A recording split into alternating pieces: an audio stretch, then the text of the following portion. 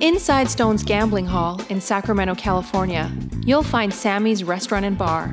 Recognized for its innovative, healthy global cuisine, Sammy's offers menu selections made with local, organic ingredients. Indulgent options like truffle fries, duck tacos, artisan wood-fired pizzas, fresh salads, and more, along with an eclectic selection of craft beers and classic handcrafted cocktails. Plus, with 40 big screen TVs, Sammy's is also the perfect place to catch your favorite game. Satisfy your craving anytime, 24/7, tableside or in the dining room at Sammy's Restaurant and Bar at Stone's Gambling Hall.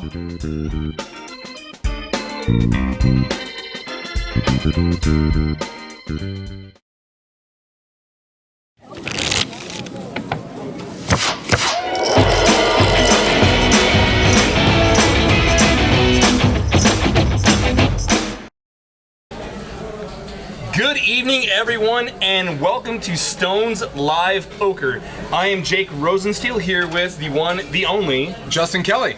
And tonight is, you're welcome, the Veronica and Friends game. I am so stoked. I've been like primed for this game for well over a week, and I hung out with some of the lineup earlier, and let's just say I'm not disappointed. So, the Veronica and Friends game, it's a train wreck by itself every month.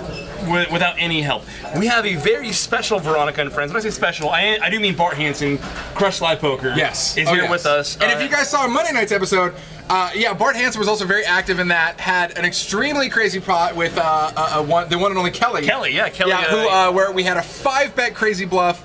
Long story short, it's just going to be all sorts of a hot mess in the best possible way tonight, I assure you. And that's not after that, Frank's in the game, Azan, Master C, he's back. Yeah, Mustak. This is an absolutely beautiful train wreck. Yes. I can't believe. I love it. I looked at this table and I walked up to the table and there were people that were putting 200 in dark. Yeah, right off the bat. It was an absolute mess. And on top of that, we have side bets, prop bets. They're playing the bluff pot game. You make any river bluff, no pair, with as much money that is in the bluff pot. You get the bluff pot. It's a disaster. I don't know how this happened. How does Veronica really swing these games? Oh, I love it. And the thing is, okay, so even though, guys, do not be fooled. This is a 1-3 no limit game. It is far from a 1-3 no limit game. Veronica's like, oh, you're gonna play my Veronica Friends game. They say, what's the limit? They say 1-3. And then she's like, that's great. Make sure you bring like $2,000 in your pocket for the 1-3 game, because that's how this is going down. They barrel wine, they barrel chips, they barrel awesomeness and hilarity. And it's Wine Wednesday, yeah. And it's Wine Wednesday. Let's just say Veronica came in. Some people say, hey, you're gonna bring a bottle of something, because that's nice to bring some. Veronica comes in with a 6-pack of wine, a 6-pack of wine, not like 6 beer bottles, 6 freaking things of wine. Comes in, they finished 4 of them just before they even got to the table. Yeah. The table is well lubricated, to say the least. Guys, they got their oil changed. This is fresh. It's going to be awesome. Oh, my goodness. Kathy Stahl's in the game. This is awesome. We can get down to the table here. We got Bart Hansen. He's in seat 1. We mentioned that pot that he played in. Was it in Monday's 5-5? Mm-hmm. He opened 5-8 hearts, got 3-bet by Kelly. And he comes right back on top, and I love the 4-bet. He 4-bets. Oh, he 4-bets 8-5. And Kelly just completely reading Bart's soul, because, well, Bart's an open book. Yeah, no, it was great. It was the battle of, I don't think you have it, so I'm going to raise. Okay, well, I don't think that you think that I have it, so that's why you raise, so I'm going to re-raise. 5 bets the Queen 9. It was the internet went crazy. Kim Kardashian can break the internet, and apparently Kelly in our poker stream can also break the internet. So it was very cool. Poker's live and well. Yes. We got Alicia in seat 2. Welcome back to the stream. Alicia is here to crush. She played in was it the Veronica and Friends before? She's been on the stream a couple times, I believe, at least before. Yeah. Frank, Jesus Christ, what do you say about Frank? Good old Frank. You can't beat the white collar, Frank the Tank. I mean, guys, that's what you say about Frank. Look at that picture. That's Frank in a nutshell, laughing his way to the bank with pocket threes. You're like, how did you call my aces with threes? I bet $1,000. And he's like, yeah, but they were good. They totally hit. That's Frank. And then Veronica, who sold her soul to have position on Frank, she's in seat 4. Look at that picture. I love that picture. You know what? I don't know if that picture was Veronica's That was first at 8 choice. a.m. this morning. But that, you know what? We're gonna go with his description. That was at 8 a.m. guys. She's been pre-gaming for quite some time.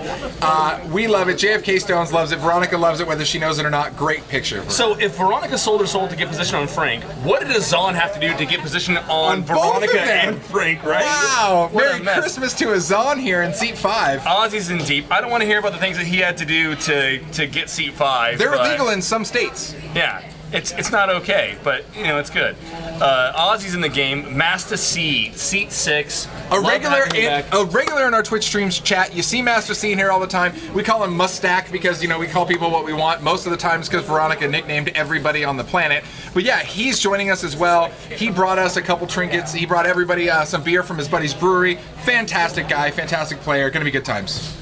In seat 7, we got CP2. I believe I know I've played with him before. I want to say I've seen him on the stream, but I don't know if he's gone by CP2 previously. He's been in the chat before, right? Yeah, I believe so. We've seen him in the chat, yeah, and I caught up with him earlier. They were having, like I said, some wine and some dinner over here. Super nice dude, super just like down to play, have a good time, and like I said, these guys have been barreling wine, and they are ready to party. As I came up on the table, it was CP2 in seat 7 and Frank that had stuffed it all in pre, and Frank didn't look at his cards. Yeah, I love it. He really didn't. And they both woke up with ace queen. And they had the same hand, which I think we'll barely catch on the stream too, right? On the wait, sorry, no spoilers. You might see that.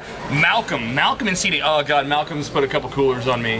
Malcolm and I have played some poker. Go on. Yeah, and then I love the way Malcolm plays. I'm glad that we get to have him on the stream here. It's his first time on the stream.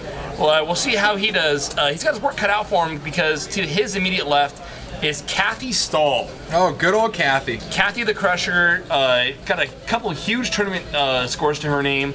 Loves barreling the 2-5, the 1-3, barrels some beers with us as well.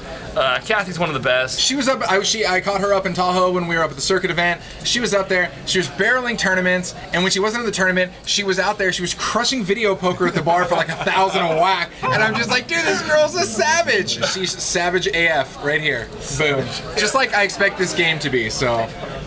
The game really is unreal. Good time. I'm curious to see how, like, okay, so we saw like Bart in the 5-5.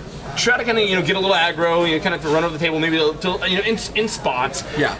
And this, as nutty as this game, we would kind of look at and think that it should play. I wonder if Bart is. I mean, is it not much we think? Okay, it's 1-3, so you can kind of do whatever.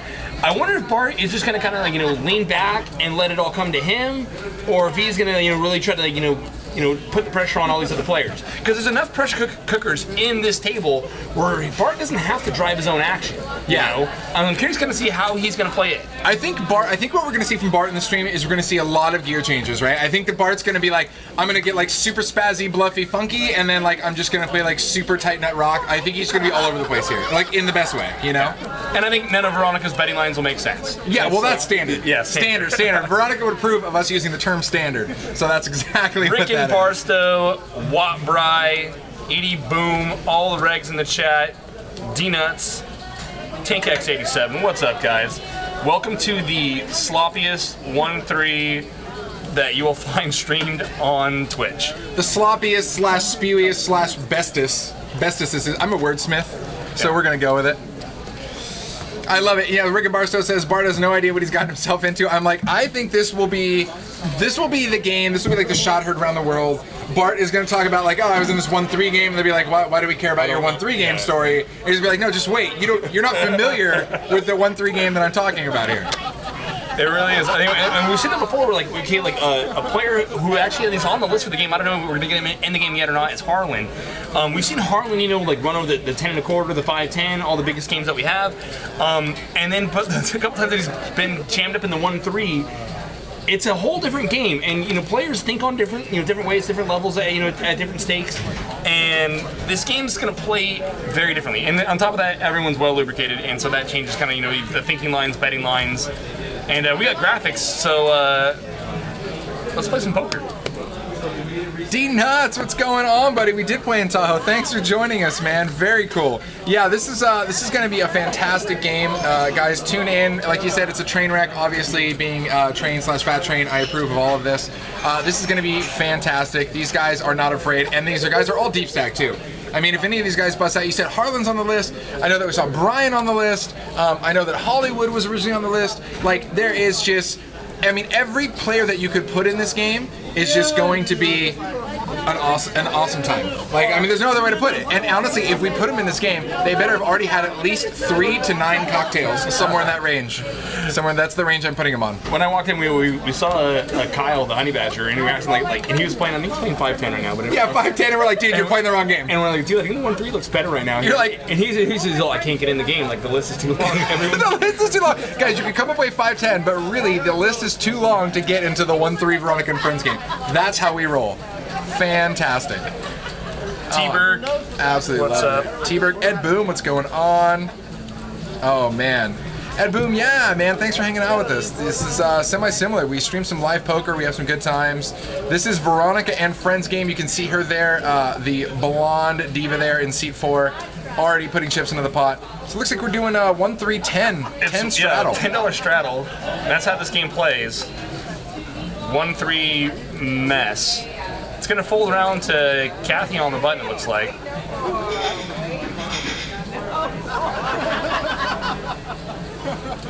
$10 to go, and she's going to open up the button here. Can't see her cards just yet.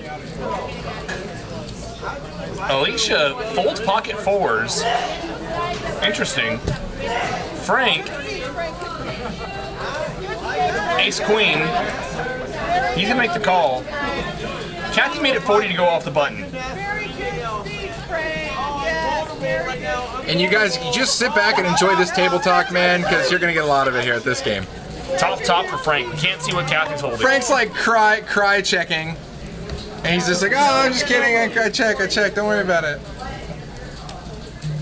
Frank checks over to Kathy, and Kathy c-bets, so it looks like the same $40 bet. Frank calls, of course. Kathy's a mystery hand here. There's no flush draw, Frank. What are you doing? Check. What's the max buy-in? 500, I believe, is the max buy-in at this table. Table stakes. Well, yeah, it's table stakes. When the game starts, it's $500 max, and then with table stakes after that. Veronica's hugging everybody, looking for more players. Typical Veronica. That's Harlan. And Harlan's thinking, like, how did I miss my seat? I'm supposed to be in this game. Harlan's like, do you guys want to play like 11, 12, 13-handed? Something like that? You guys just want to pull up some chairs? Oh, man. Yeah, I believe there is a little piece of dust on that camera that looks over there between seat 3 and seat 4. So yeah, or it's just Veronica's aura. I agree with you, Tank. Wow. They are playing the bluff pot game. For those of you who are unfamiliar, everyone who's in the game, much like the 7 News, you would like to participate.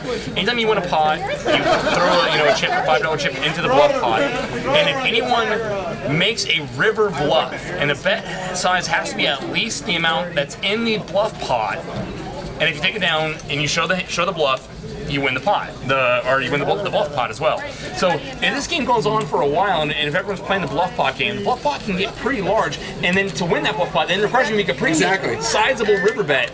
No, and they're requiring you no pair, nothing. So that makes you wonder, right? If you go over and you count the bluff pot, like wouldn't this be a great sick angle on the river if you ask, hey, how much is in the bluff pot? Yeah. And it's like 350, and you're like, I'm gonna bet 350, right? Like, how sick would that be? The angle shooting is so strong on the VAF. Veronica and Friends, Veronica and Prisoners, whatever you guys want to dub it. Thank you for joining us. Click that heart and subscribe. We do this at least once a month here. We're here with you twice a week, always having fun. But the Veronica and Friends game, definitely every month, always a good time. Check. Malcolm flops top pair.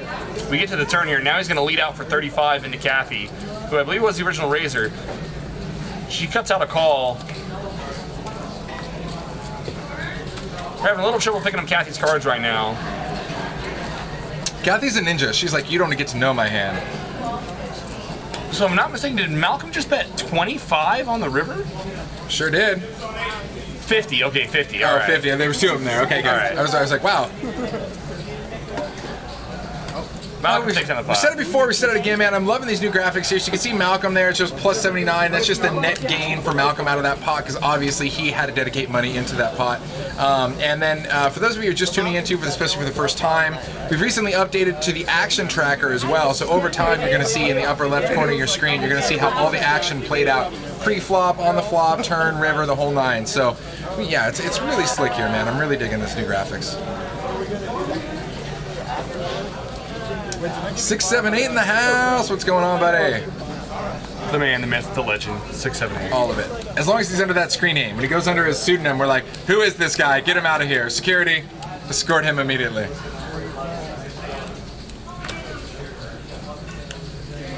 So Alicia clicks the cutoff, makes it 6 to go, min raises.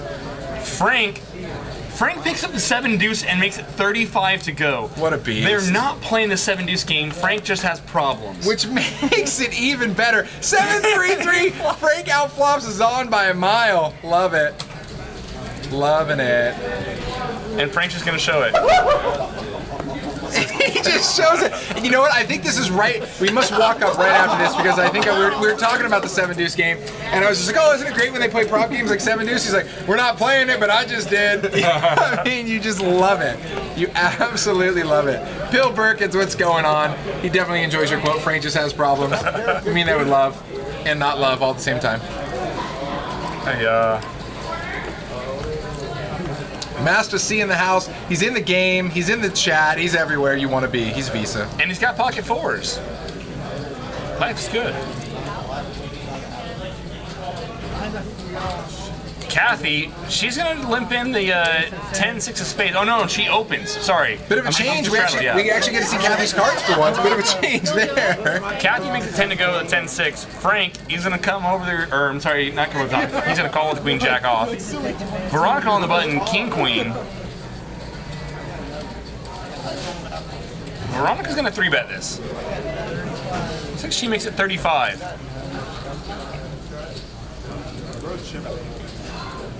Master C's going to cold call the 3-bet out of the blind. Now, we were talking to Master C earlier. He's actually from the Sonoma area, and he's about 2.5 hour drive away. And we asked him, hey, you staying in town for the night? He's like, no, I'm just going to drive home. And I'm like, after Veronica and Friends game, I think that actually might be illegal, period. You know, but he's like, I got some stuff to do in the morning, so we'll see. We'll see how it goes.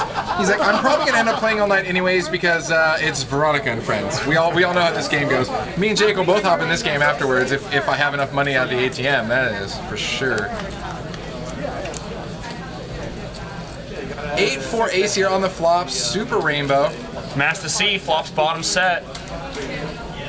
Kathy was the original aggressor, but she's got 4-way action. She's gonna save the C bet. Actually, it was Veronica who 3-bet. Veronica with nut no pair. She's gonna C bet for 65. God, what a sweet randomly spread out dry board too for bottom set. You're like, yes, come to me, all of you aces. The problem for Veronica or for Master C is, from Veronica's perspective, when he cold calls a 3-bet out of the blind, he's gonna have a lot of pairs and/or ace, big ace hands. With the ace on the board, she's probably just gonna shut it down. That said, it's Veronica. So pot's at 270 here. Obviously, Veronica does have position on the button. She's going to play it safe. She's going to check it behind Master C here. Master C on the river, I think, is going to fire out some bet for value here. And that's a chunk. And I think maybe, what do you think he's trying to do here? Make it look a little bluffy? I mean, what are we shooting here? Yeah, the here? problem was there was no real draw on the flop that he could kind of rep busted clubs, busted spades, busted straight, nothing like that. And if he is trying to represent an 8, obviously Veronica can't beat that, so she's gone anyways. So. Yeah. Generally when Veronica checks back there when she 3-bets and then checks back on an ace-high board on the turn, she's just generally going into shutdown. Always bet on black. What's going on? JKH15, Sly Cry. Hello. Twitch 7P. Thanks for joining us, guys. Always a good time here, Veronica and Friends. Now, if you guys want to see it in this game, any game here for that matter of fact, download that Stones Live app. You can do it straight from the app. Actually, I saw Bart Hansen tweet about it earlier. He's like, yeah, I was at my hotel and I was going to go get a seat in the game and I just popped over that Stones app and just popped on a seat. There it is. And then I hung out and I just tabled some TV for a minute and then boom, shot over 5 minutes before my seat was open. Done. Easy game. Edie Boom, Bart is in seat 1. Yeah, he's C1. I think he's taking a little breather here. Veronica force-fed him wine like hardcore before he here's bottles and bottles of wine. So he's probably working that off and coming back fresh with a nice IPA beer. I think that's more his style. Frank makes it 16 to go with 6 deuce. Veronica knows that she can profitably flat king 10. And she gives up that easy. It's Frank. Every game in the house is not quite match the stack. I believe the 1-2 is... the 1-2's a 200 max. The 1-2 is a 200 max, but everything else higher, 1-3 and higher, is a table stakes game. Yep. Yeah. So everything... So what you're watching here is table stakes. Obviously the 2-5, the 5-10, the 10-25, those are all table stakes games. Wouldn't that be brutal if you capped it at something like the 10-25? Ooh, you can only buy in for 1,000. What? What? There we go. There's Bart back there. You see him in C1 over there. Bartholomew Hansen, crushed by poker. He only gets called Bartholomew Hansen when he's in trouble, guys. That's the only time he gets called that. Not in trouble yet. I can't wait for him to break down his own hand on Crush Night Poker between him and Kelly. Oh, I love it. And no, we talked about it. We got him in the booth. We were saying that, dude, tell me you have to do that. He's like, oh, I'm totally going to do that. I'm totally going to do a hand analysis on the hand that he was in. It's going to be so many levels, too, because it's going to be like from a third-party perspective / what was I actually thinking in the moment / so many slashes. 1025, we get that game running at least a couple times a month, right? Yeah, I mean, we run it on the stream once a month. It'll get spread a little more often than that, but... And that game has gotten juicy, that 1025 game for sure. Yeah, it's pretty loose. I mean, a lot of times the 1025 game, they do like a live 50 straddle. I think when JC Tran was in town, they would do live 100s. Yeah, they do a 1025, 5100, because that's the normal game, right? Why not? Welcome to Stones Live, guys. Click that heart. Always good times. I can't smile. He had nerves like Ross Perot when Ross Perot was around. Not quite as big. Not quite as big. Jesus and out from the Stones spread PLO. It'll go as often, I mean, as a couple times a week at times, the 135 to it'll run flat for, a couple weeks sometimes. So it's kind of spotty, but once, when the players are in town and we're pitching it, it tends to go a couple times a week if it goes. And right now we do have 510 on one of the outer tables. Wednesdays normally we use spread or stream 510. Veronica making 25 to go with the 5-4 hearts. Bart straddled, I believe. He might have opened 10. CP2 is going to call the Queen Jack of Clubs. Kathy on the button, Jack 10 of Spades. She can't fold. If she knows that Veronica can be really wide here, if Bart opened into the gun, then I would prefer just a flat. If he's straddled, I think she can actually 3-bet. I mean, her hand's almost too good to 3-bet though. Bart comes along. Frank never found 2 cards that he didn't like. JKH15 asks if we run series of tournaments. We do actually. We just had the Stones Fall Classic. I believe we're going to have another Stones series coming up here pretty shortly here in spring. Yeah, we always run a pretty sweet little series, like a week or 2 worth of events, plenty of satellites to get into the main event, multi-day starting events. So yeah, download the app, check our schedule, lots of good stuff always here, for sure. Veronica flops the show here. She flops the wheel with a backdoor heart draw. And no one right now is putting her on 5-4. Unfortunately for her, no one has an ace that we can see. We can't see Frank's hand. Bart's got 2 nut blockers. Look, you can see under the table? Look at that. He makes the call. Wow, he's just like right out there. Frank's like beating Frank. He's beating Bart to the pot right here. I wonder if Bart would have watched Frank beating him into the pot. I wonder if that would have changed his mind about check calling the 5s. Oh, 4-5 Veronica just nails the nutter butter right here. Bingo bango for Veronica. 99%. Bart's the only guy at a 1% odd to win here to chop with her with a 4 peels off. And now Frank leads. Happy birthday, Veronica. Happy birthday. Guys, they don't call this Veronica and Friends for no other reason. They call it Veronica and Hostages, Veronica and Prisoners. That's because Veronica does things like this that should be illegal, but they are not. And we flat. Tell We her, flat. tell her, Jake. We don't want to lose Bart. We flat. Bart's already on his phone. He's mentally checked out of this hand. And the thing is, there's no draw, there's no flush draw, there's nothing else. I mean, you're so far ahead right here, short of a set and a board pair, which I think you would have seen some more raising. And we flat. We're not flatting. That's not flatting. Jake, I brought Advil for you in case this gives you a headache. I get it. Frank's gonna get it in.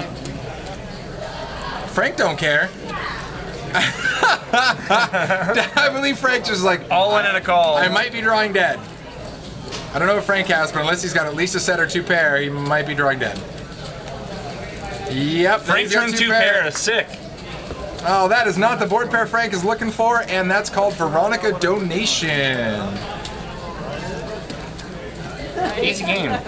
Frank's like, I got top two, do you have the straight? And she's like, yes. Yes, I do. So normally in that spot, I mean, with Bart still in the hand, I kind of want to, I prefer flatting here just to try to keep him in the hand. I mean, if you're watching him, he already picked up the phone, he was going to do another stuff. He really was, once Frank overcalled and then leads, he had kind of already made it known he was checking out.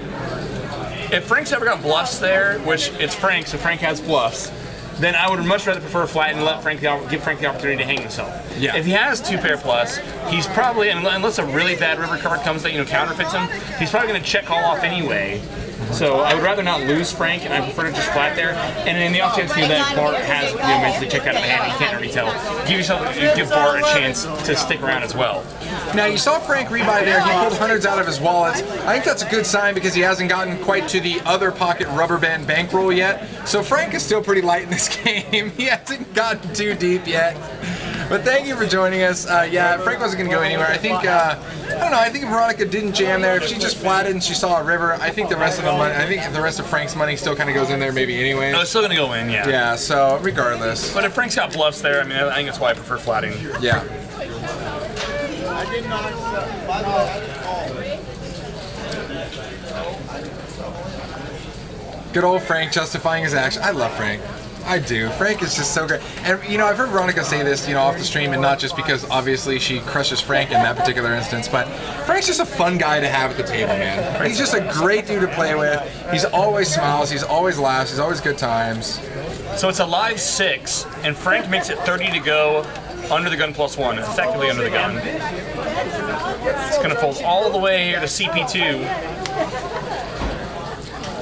Who's going to wake up with a 7-8 of clubs. Now, we've seen Frank play any two cards to the wall. With these effective stacks, I don't know if flatting the 7-8 of clubs here is really profitable, but against Frank's opening range, it's not the worst in the world. Normally we think, if a player opens under the gun that we'd want something a little bit better, with these effective stacks, they're flat and the 7-8 of clubs, and they might actually be ahead of his open.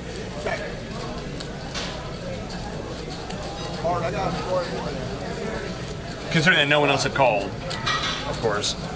Frank does what he wants. Frank's in his own world. Just gonna check through. Frank's ace-jack holds. Surf and Snowboard 3, yeah, that's the difference about the Veronica and Friends game versus your typical 1-3 is that 1-3, standard 30 to open, why not? You guys haven't played the typical 1-3-30 game? It's fantastic. Stapes for Prez, welcome to the chat, welcome to the game. Proper 3-bet, hello, my friend. Welcome, Surf and Snowboard 3, always at Boom, good times. Veronica now in the big stack, 1.3K. You know what? When you type in the chat, is it rigged? Yes, it is, because Veronica is ahead of Veronica's and Friends game, not allowed. Live poker's rigged. Totally rigged. Only if your name's Veronica, and you bring in your own 6-pack of wine bottles.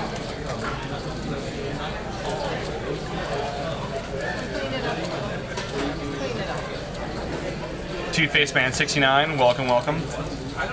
Curious to see how Bart's going to play this game. I like to see him get mixed up in some pots here. Yeah, right now I think Bart is honestly Bart's sitting back, watching everybody being like, is this real life? Is this game happening? And that's what I was kind of wondering. I was looking at Bart's position. He's behind Frank, and we all know that Frank's going to open up a lot of pots. Speaking of opening a lot of pots, Frank's got a V straddle. Frank also has what is actually a little tiny can of champagne in his hand. That is a can of champagne. It is a can of champagne. It's a champagne campaign here, guys. Frank has a $43 straddle This is 1-3-43 to go. I love it. And Master C's got a couple 10s. Fantastic. And we open. The drinks are not free for the person in there who's asking, but they are pretty dang cheap, all things considered. They give all the poker players a discount. It's basically always happy hour when you're playing poker here at Stones. In CP2, the graphics is all in. I don't think that's accurate. I think it's massively opened to 100. It looked like CP2 flats the 100 is what I can see. Or did CP2 stuff it? No way. Massively, I think opened 100.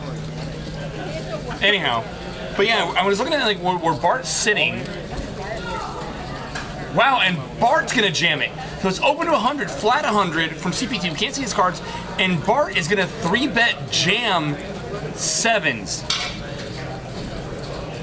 Frank's out of here, and I think right now Bart is checking Master C's temperature.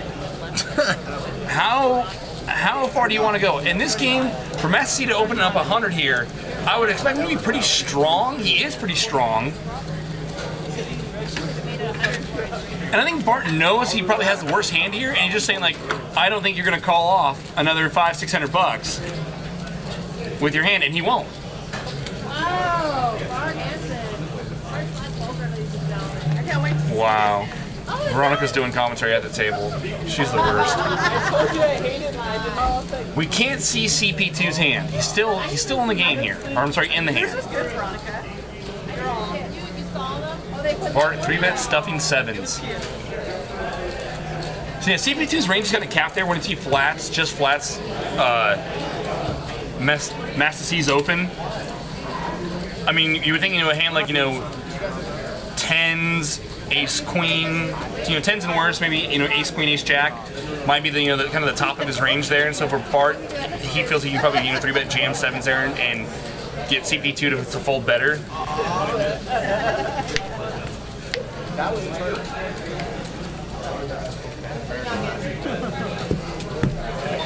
Well, you were looking for Bart Hansen to hop into a pot, and you got it. Got it. Robert 3 says it's Mustack.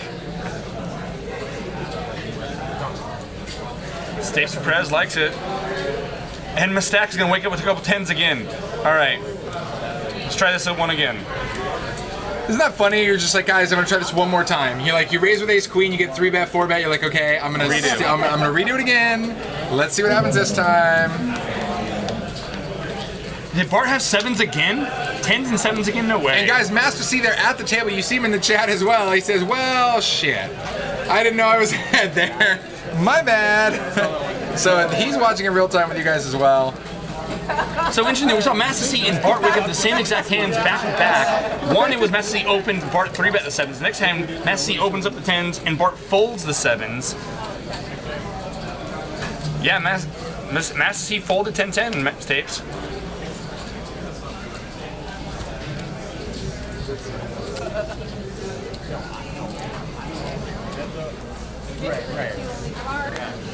So it's Queen 3-3.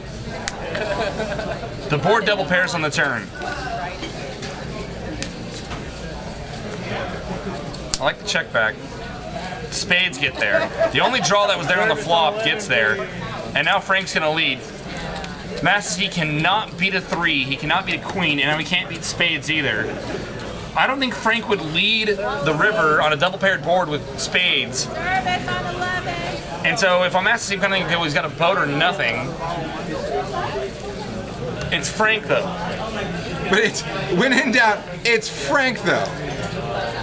You wouldn't think he would lead 9s, 8s. He wouldn't turn one of those hands into a bluff. He wouldn't have to, in theory, if those were ahead anyhow. He'd be more profitable to check call. So it's kind of a boat or a bluff. And Master C says, all right, I want to look you up. Master C, beast.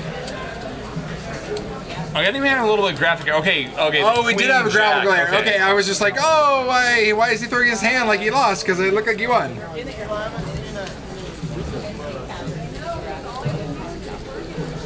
All right, a little bit of graphical error there. Frank got the queen jack, not the jack 8.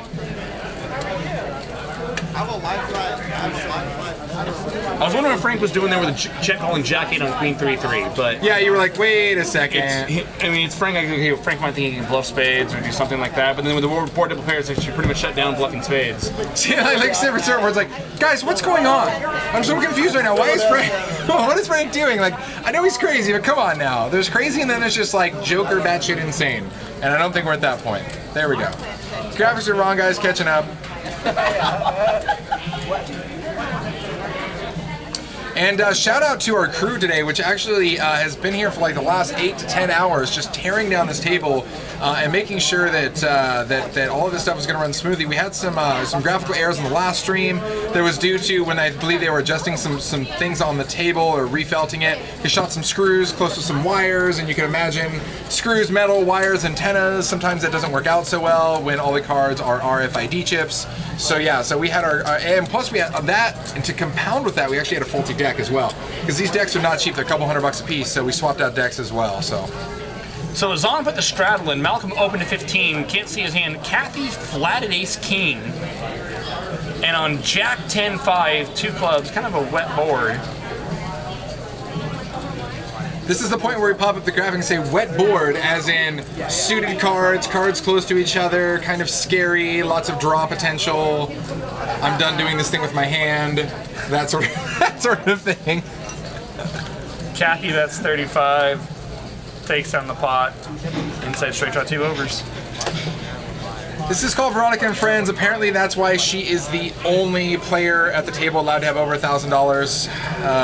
Barf. I think we're going to change that. I love it. And it's the only poker table where you're going to see people pouring wine over the table to players across the table. I absolutely love it.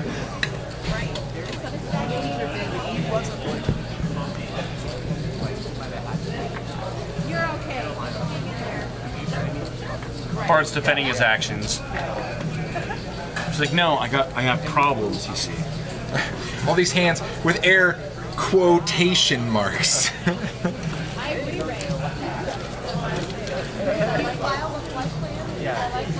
Veronica's heading up for some free coaching during the game. Free coaching. She's like, Crush Live Poker. She's like, could I get a free session right here live, please? Falls to the blinds.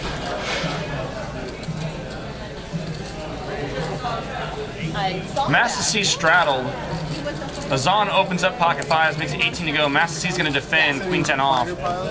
Heads up. 10-3 ace, couple of diamonds on the flop here. Master C outflops Azan by spiking a 10. And Azan's going to fire out 20. Master C calls. Now 2 pair for Master C. The best gets better. Azan's going to check over. I think we're going to see, yeah, Master C's going to fire here. And I think Azan's ready to check out of this pot. Sure is. And Master C gets a little bit back.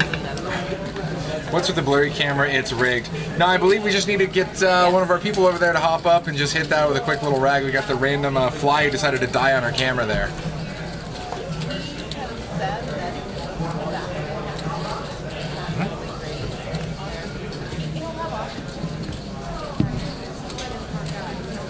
Guys, if you like live poker and you are a D-Gen like us, or you're just learning the game, make sure you click that heart and subscribe to us. We are here with you twice a week, every Monday and Wednesday for 3-hour chunks from 7 to 10 p.m. as we like to call it Specific Standard Time, otherwise known as Pacific Standard Time.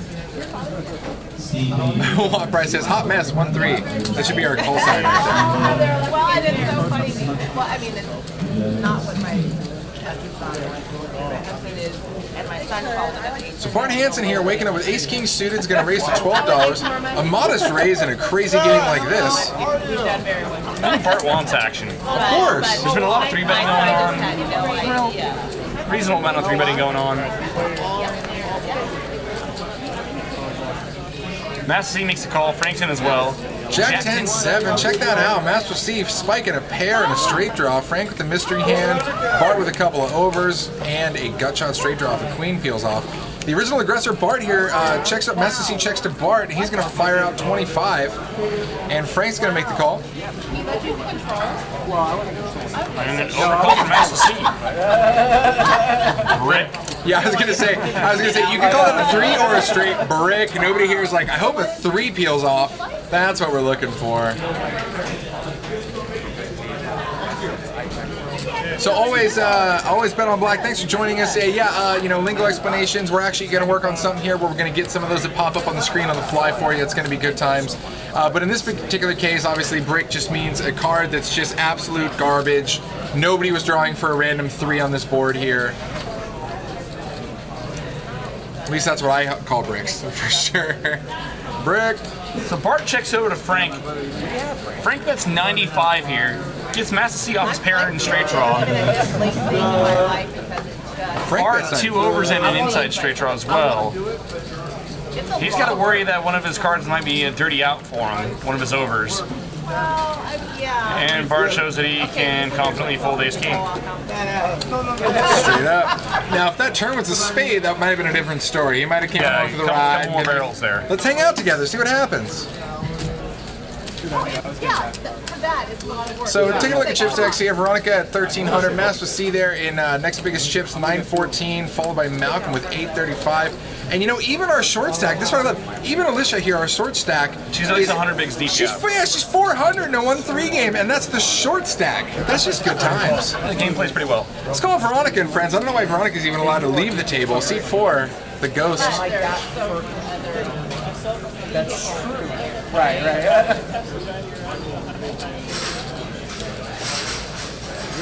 They've never driven with me. It's funny. I had some stupid story, but I had some pizza delivered the other day, and the pizza delivery guy, I swear to God, is Malcolm's doppelganger. I walked in here and I looked over and I was like, for at first I was like, oh my God, there's a guy delivered my pizza at my house like a couple days ago, right?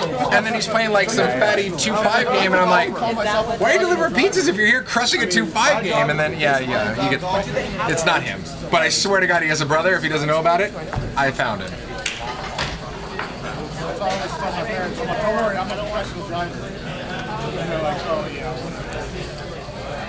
Action's going to fold with his ons button.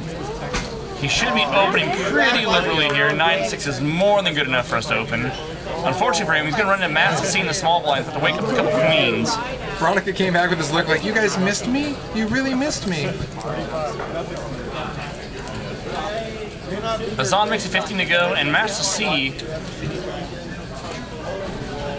he makes it 60.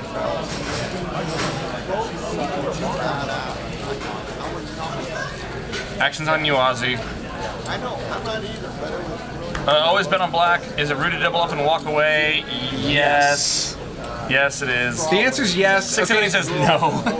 I love it. 678 does not plays online. Here's the deal, and we've all done this actually. I talked with another player earlier who was sitting in a game he was uncomfortable with, and it was a little bit higher limit than he used to normally play.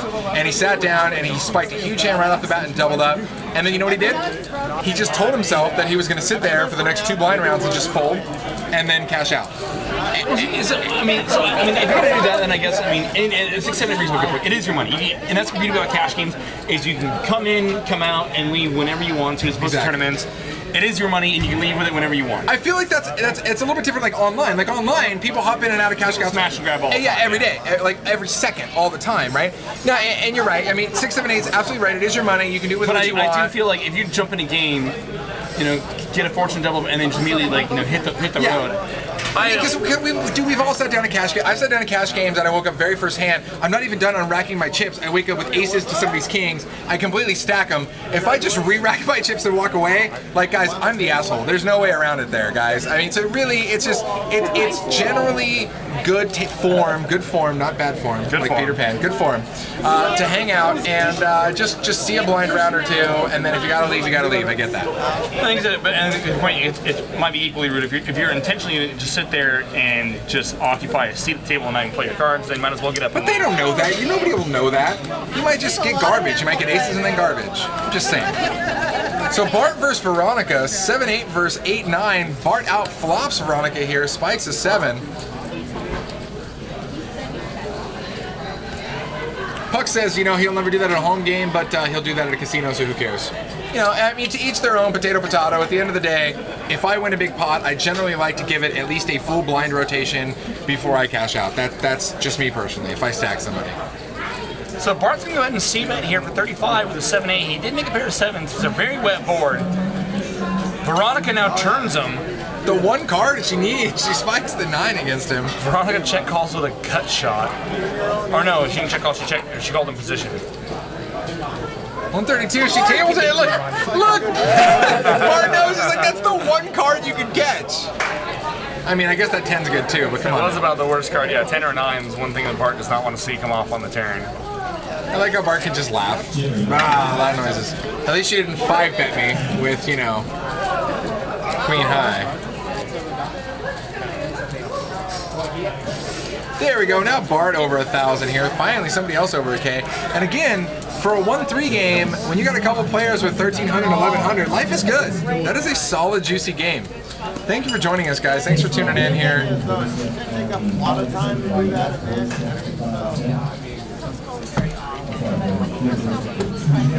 And I love the Veronica and Friends game is always so great. It's always so juicy, but I love that there's like a fat, solid wait list for this game. Like players will leave the 2-5, the 5-10 to hop in this game because like this is where they want to be. Because this game right now is just getting warmed up, guys. We're 45 minutes. We're not even an hour into our 3-hour stream, and I'm telling you, by the end of the night, this game's just going to be thousands deep. It's a pretty smashed up game. Alicia makes it 15 to go, king queen off. Kathy's going to defend the big ace-4 off. Frank's in there as well, ace-9. Ace-10-3, both Kathy and Frank hit the race. Frank's best with a pair of 9s. Alicia has an inside straight draw. She can make a Broadway with a jack. Deeper and deeper.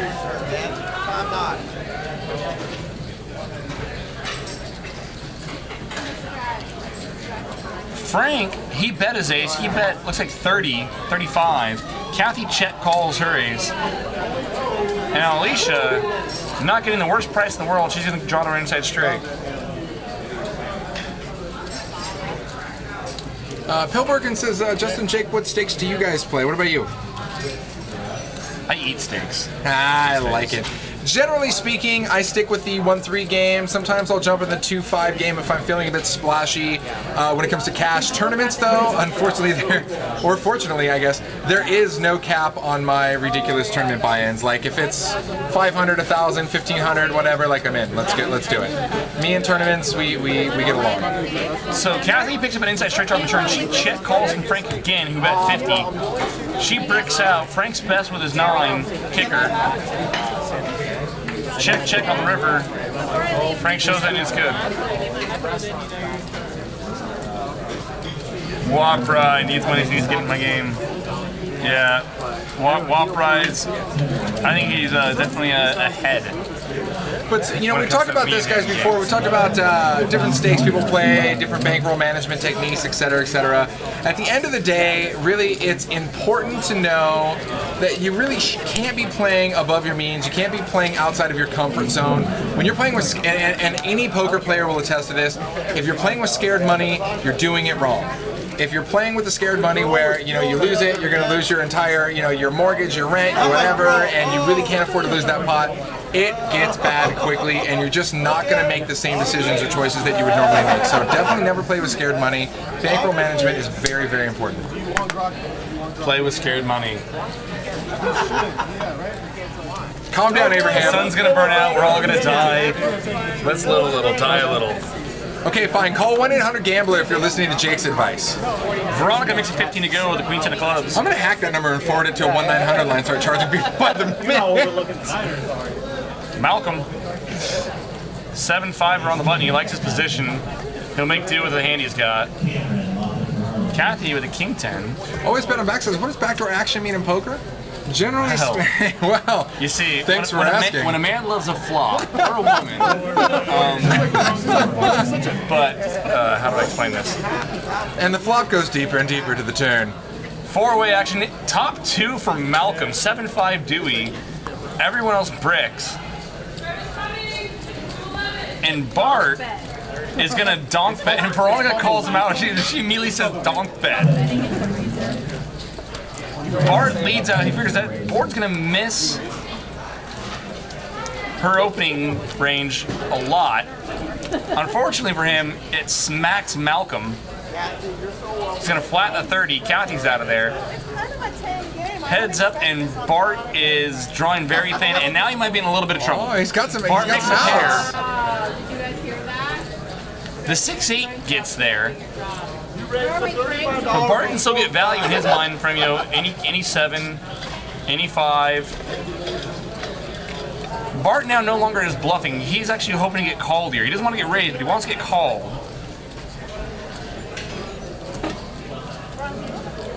Now, in Malcolm's mind, Bart has donk bet into 4 players on 1 street and fired a second bullet when the 9 comes off.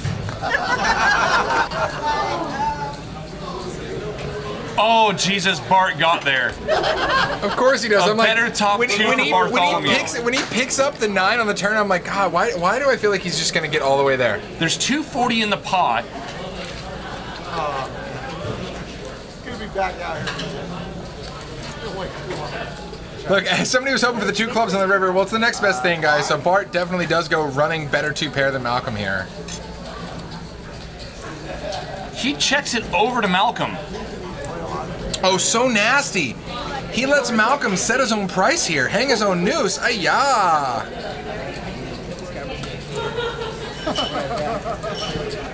What? Bart's posturing like he's gonna fold here. What are you? I'm so scared. What? Whoa, Bart was really posturing like he was gonna throw in his cards there. I was kind of freaked out for a If he minute. had the 6-8, he would have already got there. Yeah, he can't fold okay, there, Bart. there we go. Okay. Wow, Bart's posturing really freaked me out for a second. I'm like, is there a misread on the cards? Because I figured Bart was in check call mode here for sure. Okay, well, Malcolm can have, Graphics are good, Wop Rider. Graphics are good. Malcolm can have sets. He can have 7s, 5s, or deuces. Yeah, I don't think he's gonna raise there, but he's definitely gonna check He can call. have 6-8. Yeah. So, I mean, there are some hands that Malcolm can have that Bart is still losing to. I would think if Malcolm had a set, we would have heard from him. Bart would have been tipped off on the turn. I would expect Malcolm. I mean, he can flat a lot of sets on the flop, trying to keep other players in the pot, or maybe trying to keep Kathy in or not want to run Bart off because Bart's donking. Bet range shouldn't be so strong on that board, I would feel. I mean, he can't well. Yeah, yes and no. But I would think that on the turn, with Bart leading into 4 opponents and then firing again on the turn, if Malcolm had a set, I think we would expect him to raise there. So Bart, his 2 pairs should be, it's like kind of like 6-8 or nothing. The only hands that might still flat the turn that aren't sets might be some weaker 2-pair hands that might be worried that they got out kicked, and or 6-8, which is nutted. Maybe, probably. Mateo, Stone's Live here is located right outside Sacramento, California, your lovely state capital here in Citrus Heights. And we are right off Highway 80. Regardless of where you are in the U.S., if you have a Highway 80 near you, hop on that giant road and head our way so you can get in this game with Gambler Frank, putting in stacks with 9-3 suited like a boss. Wow.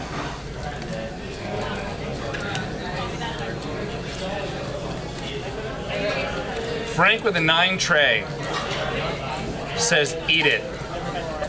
So, when they asked what is backdooring? Backdooring is what Bart just did. Yeah, exactly. When you have like a weird draw on the flop, like basically super runner draw, and you hit perfect turn, perfect river, and you're like, oh hey look, I won a pot. That's what happened. Generally, backdooring happens most with like a flush. So in this particular flop here, you have 1 club. It would become Frank club. Frank flops spades and stuffs it. Of course he does. 3-bet and jam. Frank completely dominated pre goes to, I'm all in, get out of my pot because I'm Frank. Look at Frank. Twitch 7P, we are going to be broadcasting till 10 p.m. We're only about an hour into the stream, so let's just call it another 2 hours from now. Welcome to the show.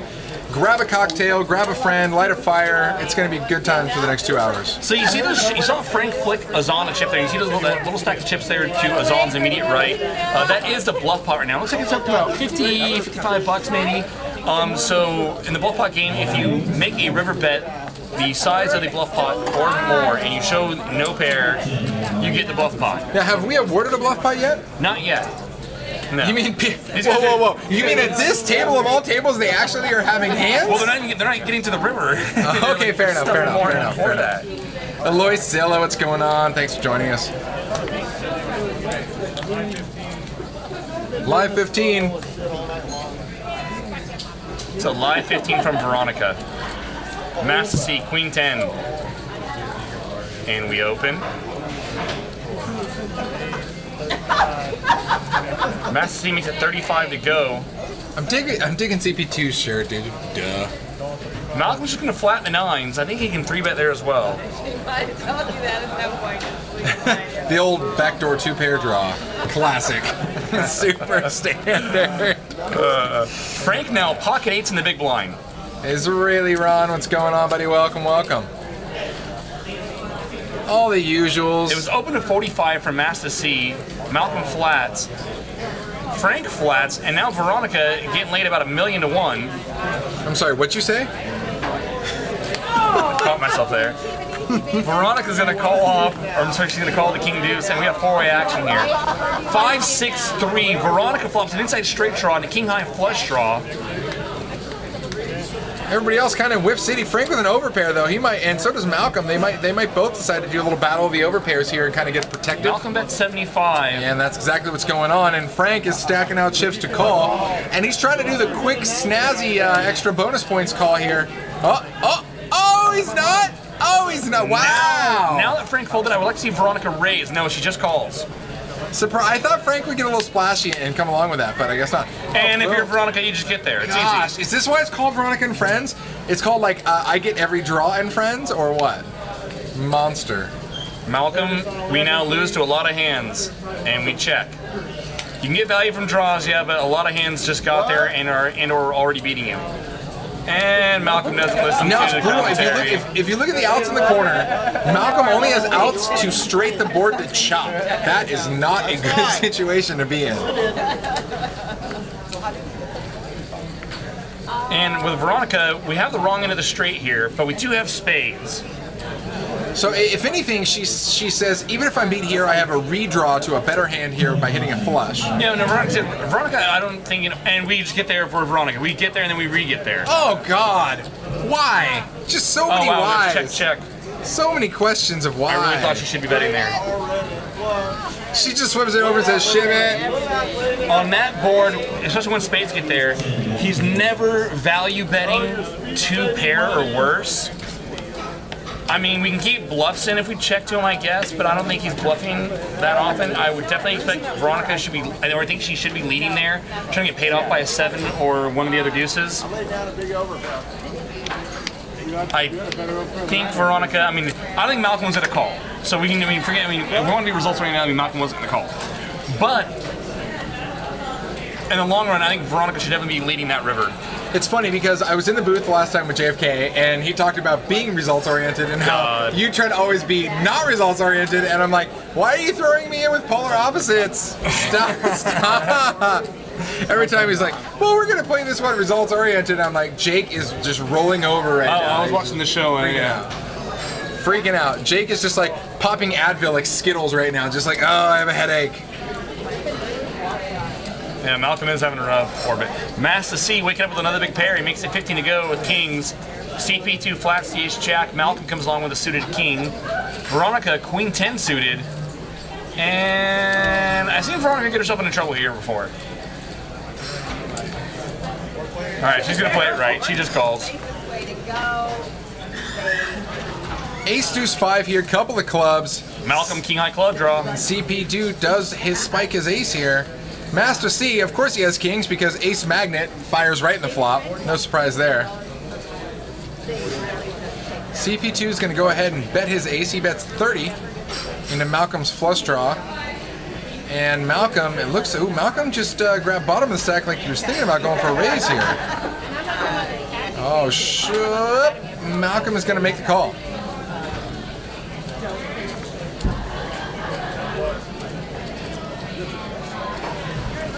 You can see there all of Malcolm's outs. The world of clubs bricks it. CP2 going to take a betting line again here. 120 bucks-ish in the pot. Looks like he's going to fire out 80, maybe 100, something like that. I'm thinking 80. And he doesn't have enough money behind for Malcolm to make the call. Yeah, there's no sort of equity there for him at that point. He's gone.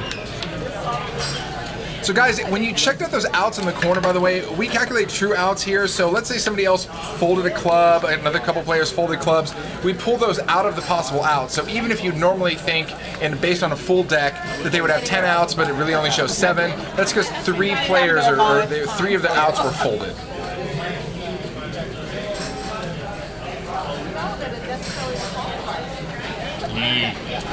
And Bart's barreling wine. I just love it. If you look at all of the tables surrounding the actual table, you have a few bottles of water, but it's really bottles of wine, glasses of wine, beer, glasses of whatever. Yeah, whiskey. exactly. I love it.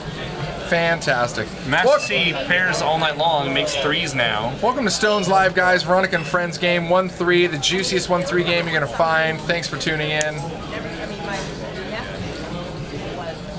Now, Bart might have noticed that Master C's opening a lot of hands. He's picked up a lot of hands. He's just going to call the ace-8. Master C got a pair magnet. Did he get that on eBay? Because he's had that for a while here.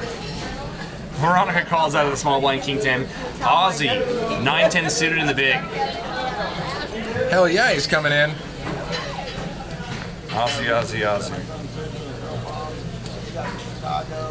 Jack, ace 4, couple of spades here. Bart spikes his ace. And Veronica with a weird gut shot straight draw. Something tells me she'll totally get there. Checks through. 9 comes off. Puts 3 spades out on the board. Master C has the only spade. Azan makes a pair of 9s. And now Master C's going to turn his pair into a bluff. Here's the thing. We know that Master C doesn't already have a flush, not just because we can see his cards, but as the original aggressor in position, first act, he would definitely be betting all of his spade draws, unless he was intending like to check raise nut spades or a nut spade draw. It's kind of a weird line.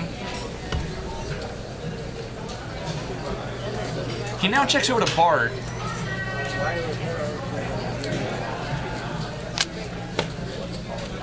This just in. Okay. Oh my God, somebody let us on the front page of Twitch. Don't tell anybody, good Lord. So looks like, was Bart taking the betting line here? Bet's $1.25.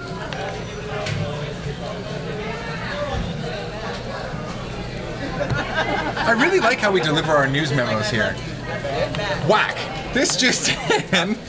And Bart clinks glasses and takes down another pot. Normally he just writes "you're a jerk" on it, and he's like, "Boom, this just in. I'm a jerk." Thanks for that. It's good times. You guys see that brilliant play with 9-3 of spades? Of course. You're the nuts. Frank, you're a beast. Is that crazy or what? When I grow up, I want to be just like you. All right, How do you flop so hard there? watch 9-3 of spades. All right, we're gonna watch. Frank's giving us the intro here. He's giving us a little glimpse into the future.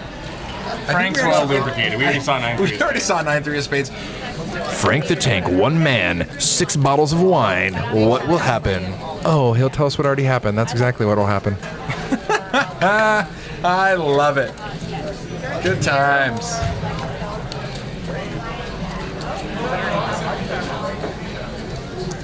CP2, pretty large open there. Wow, and Malcolm's gonna flat a junky ace. CP2 makes it 30 to go with pocket 10s. Malcolm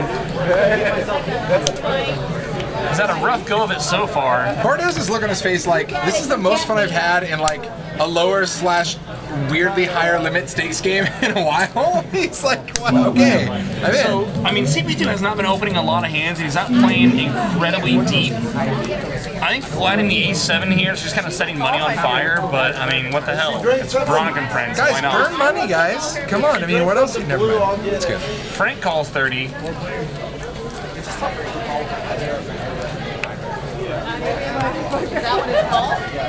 Oh my God, if you're Frank, you're such a beast. How do you flop a straight with 3-5? That's how, guys.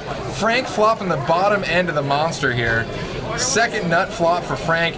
Malcolm actually flops top. CP2, the original aggressor, still with an overpair. And Azan, this is what we were talking about backdoor. He's got a couple of overs and possible running spade potential. And this is the trouble you get into when you flat a junky ace. You hit a hand like top pair, top kicker, and there's still a whole world of hands that beat you, and oftentimes players that are still behind you get to act. Exactly. So in this particular case, Malcolm's second attack, CP2's betting what he thinks is the best hand with 10s. Malcolm's thinking, hey man, I think you're full of crap. Maybe you're just continuation betting. I might get in here, and little does he know that behind him, Frank is just sitting there, just waiting to pounce with a monster. With CP2's effective stack size and his bet sizing, I never think he's bluffing here.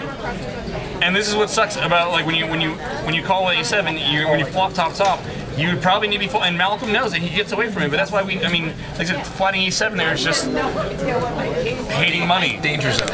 Bring somebody under the table.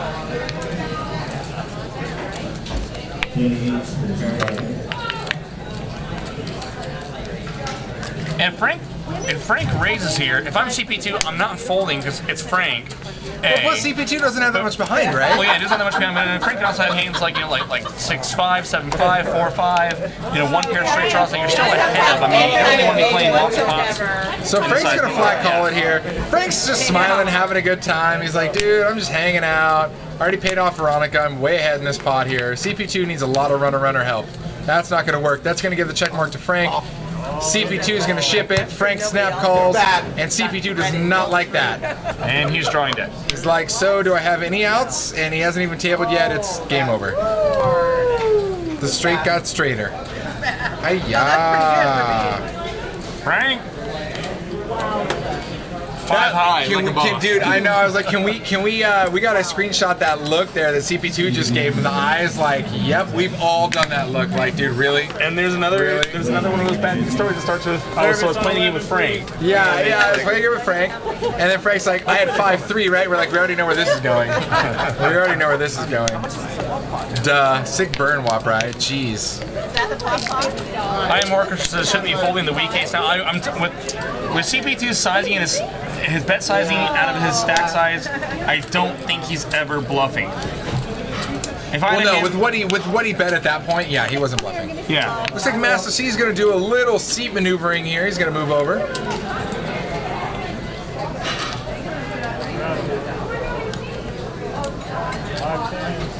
I'm going to be right back here. I'm going to give CP2 a hug.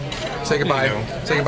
See who our fresh meat is coming in that seat. And the best part about it is I know who's on this wait list, and no matter who comes into that seat, I'm super stoked about it. Don't spoil it.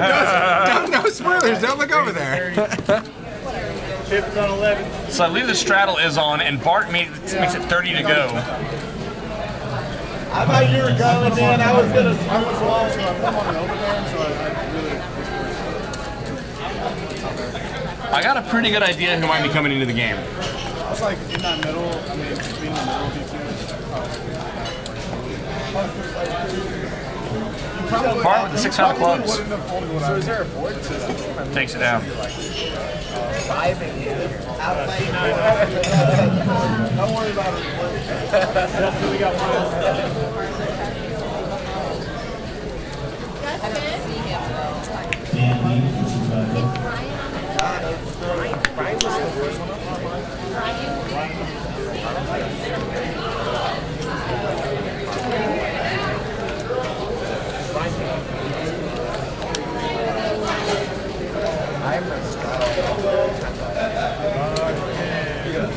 It's a live 10 from Bart.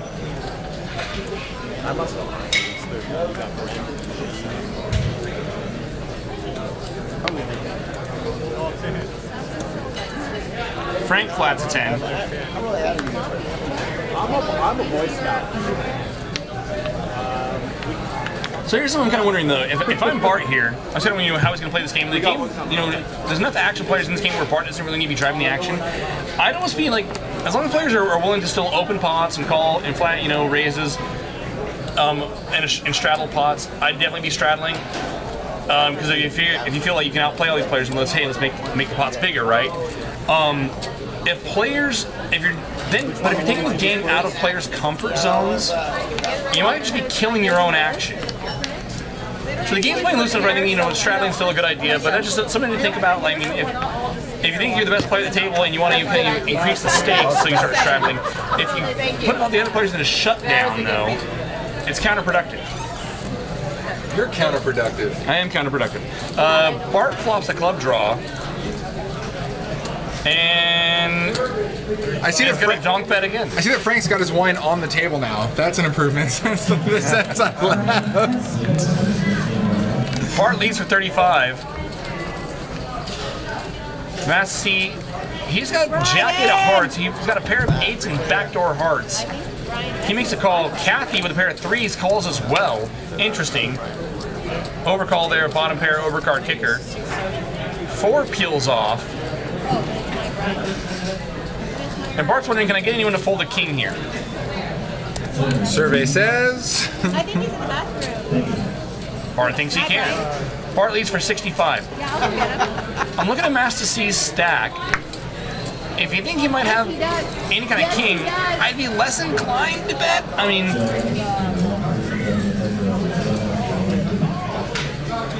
mind you, Bart knows that he's got the worst hand but the best bet, and so he takes down the pot. So you're saying there's a chance? Yeah, it takes it down. So you're saying there's a chance. Makes a good read on Master C. Thinks he does not have a king. Not me, not no, not never. And Kathy just likes to overcall him for the hell of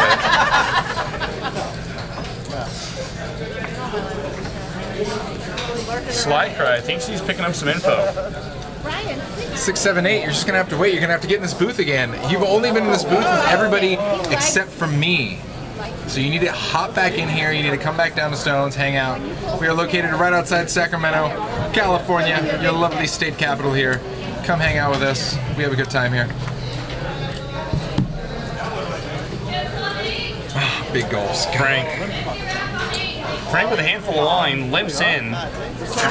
Frank with a handful of wine. We have to add that into the commentary. With a handful of wine, so his range is, let's see, carry the one anywhere.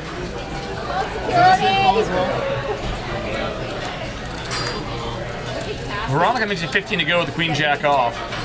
Master C calls Jack 10. Malcolm takes another raggy ace and gets in the pot. For a 3-bet or full bet, I use 5, but poker. Kathy is tired of not mixing it up, and she decides to put in a 3-bet out of the small blind to 90 with a Jack 9 off. Kathy has laid pretty low so far, and they should get through. When anytime a player is 3-betting out of the blinds, they're generally going to be stronger than someone who's 3-betting in position when someone's 3-betting out of position. And look at our new player, Brian. And we got Brian in the game. Oh, guys, if you have watched Stone's Live Poker before, Brian is a definite regular on the stream, a super cash grinder. This should be fun. But not only is he a cash grinder, though, Brian has no fear, has lots of gears, not afraid to just make super large, stony cold bluffs. And honestly, I think he's really going to be a great addition to this game. I think Brian's going to be great for this game. We have to change the rules. And Azan's thinking right now, my life just got worse. Can't be that much worse. Got position on Veronica and Frank. Can't be that much worse.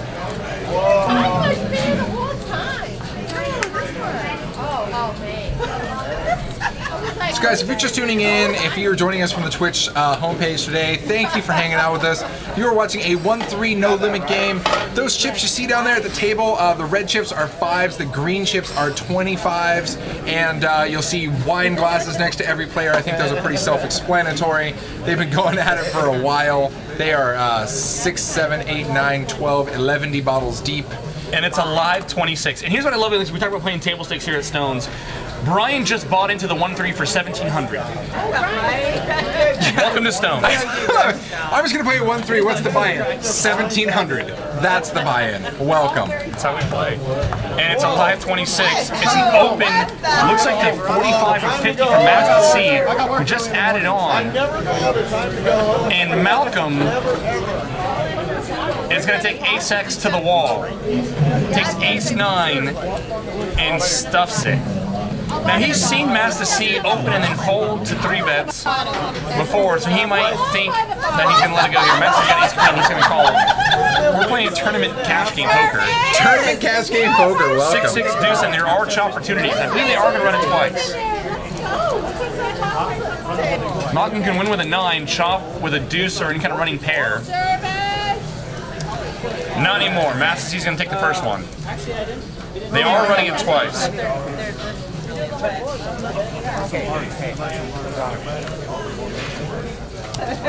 More chop opportunities. Also hearts. 9 gets there. Spikes and 9. Chop it up. What a beast. Master C takes the first one. Malcolm takes the second one. Sly Craig, come on out, guys. If any of you guys want to play in this game here, we're going to post the info in the chat. All you got to do is text or call or email our poker concierge here, JFK Stones, TFD. You see him in the box occasionally commentating with us as well. Or you can use the app and you can sign up for this game as well. Any of our table games here. Looking out, we're running 1, 2, 3, 4, 5, 6, 7, 8. Looks like maybe 8 or 9, I think 9 other games besides the feature table you're watching. So, yeah, always good times here at Stones, always action. I mean, 9 games on a random Wednesday night. I'll take it. Come on down. It's 5-10. It's good. And if you're here on a Sunday or Monday right now during football season, they also do a lot of splash pots as well. I mean, they do splash pots during certain hours as well, but splash pots during football games are great. Every time there's a touchdown, boom, they pick a game or two, and then splash pot, $100 in the pot every time. And who doesn't like free money? Free money's great. So it's 1-3-15 to go. It's a live 15 from Veronica. And Azan's going to wake up with pocket 10s effectively under the gun. Under the gun +1 officially. 2 black 10s, Azan, and it's your turn. Grinding Daily asks, why would you run it twice? Generally speaking, why would you run it twice, Jake? Reduce variance. Yeah, reduces variance. So if you are 50-50 to win, maybe if you run it a few times, you're more on that 50-50 scale as opposed to just running it once and losing that coin flip. Correct. Thank you. Gonna realize you're... I got an A on the pop quiz today, guys. I'm really stoked. Gonna realize your true equity more, or you're gonna run closer to your true equity.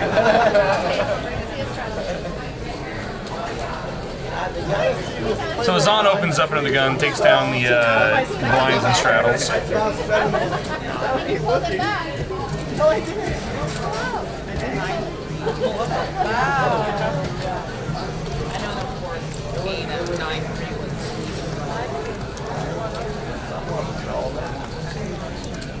It's 1-3 grinding daily. It's 1-3 table stakes. So the game can get deep. So we just saw Brian. I was gonna say, although you couldn't tell necessarily from these stakes. Brian bought in for 1,700. I love it. I can't tell you the last time I was like, oh, I'm just in a 1-3 game and buying for 1,700. Like that generally doesn't happen. Master C, more pocket pairs. It's a $6 straddle. Brian flats the 6. Master C opens to 30 with jacks. And Veronica's got aces. Jesus shit. Who gives Veronica aces? Is it because her name's in the title? Frank's got 9-3 of spades. Oh no! Could this be what he was talking about? Danger, No guys. spoilers, no spoilers. No spoilers, but tune in. Tune in. Hot mess ensuing. So Veronica makes it 85 to go. Kind of a small 3-bet with that many players in the pot. She might be trying to induce Master C to jam. He just flats. And now Frank.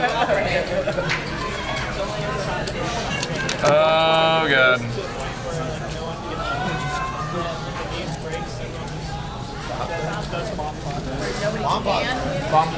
Frank's got 9-3. I've had it to the point where it was like 700 and then just no one. Look how, I love how Frank goes. I mean, Frank's not even Hollywooding there. Frank's like, okay, I'm gonna call you. Oh no! Top set for Veronica. I was thinking like, I don't even know. I'm so scared. It's like the safest board in the world. Oh my God, it's so weird. It's Frank. Frank's So- got a pair and a spade draw. Yeah, Frank's got a pair and like a running potential spade draw. I'm just so scared because it's Frank. Like any other player, I'd be like, okay, Veronica has this in the bag, but it's Frank, and Frank scares me because Frank does magic tricks. So let's see what happens.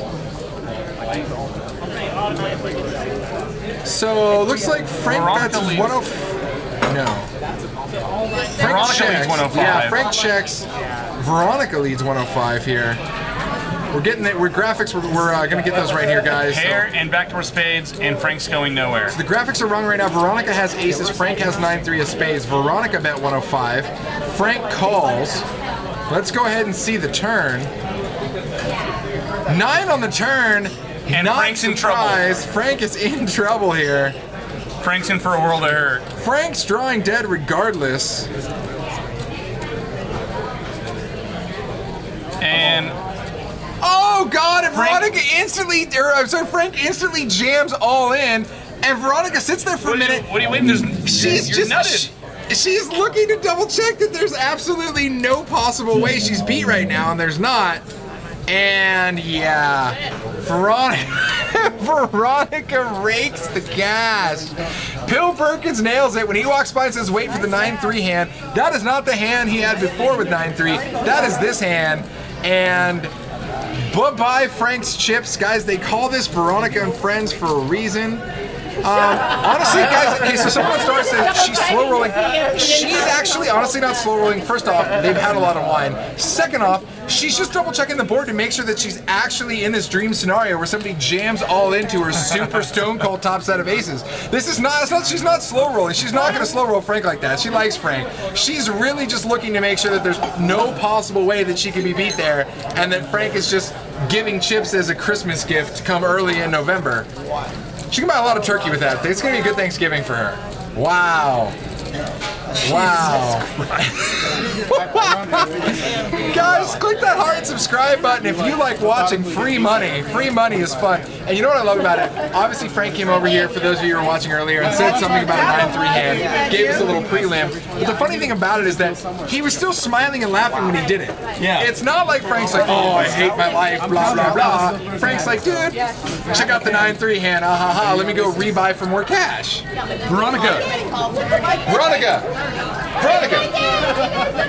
You're buying drinks tonight, right? You're buying drinks? We just watched the 9-3 hand. 9-3 versus 8. Oh, nothing's wrong with it. We just smiled. You're buying drinks tonight, right? I bought dinner, I bought drinks, I bought everything for everyone. You're the best. And I play every hand. She's the nuts. There you go. Welcome, guys. Welcome to Veronica and Friends. You witness it. Master C with another big pocket pair. Kings, again. See if they can hold this time. This time, I think he straddled. It's a $6 straddle. Kathy is going to open up sevens here.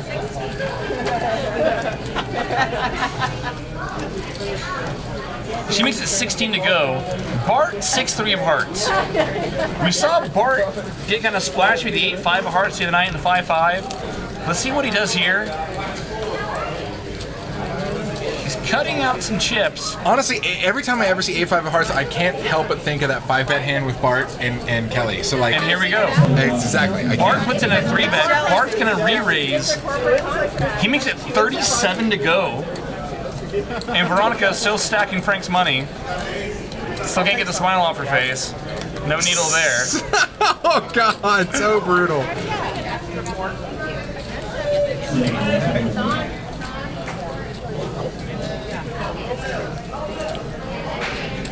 And now here's the cold 4-bet out of the straddle. Here's the problem. Master C is cold 4-bet, like 40% of his stack.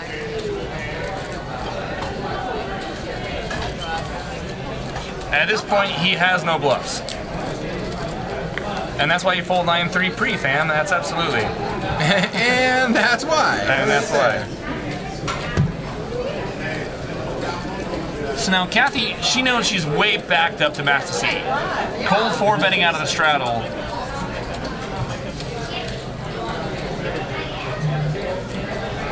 And there is a 5-bet. I think Frank has got himself action for life now, by the way. Like anybody in the world's like, Frank could have a royal flush. He could show you the royal flush and people would be like, I call, you don't have it. And Bart has run into another 5-bet. Yeah. Bart's got a thing like, I'm just going to move up here now. Bart's like, guys, if I'm in the game and there's no 5-bet, I'm not in the game. That's basically what's going down. Master C getting it in there against Kathy Sevens. Ace 8. That's a good flop for Kings. That's a great flop. 5 on the turn. Brick ball, Master C holds. King Kong. Monster. And it's good. Hill Birkins, I thought Kathy was going to spike a 7 as well.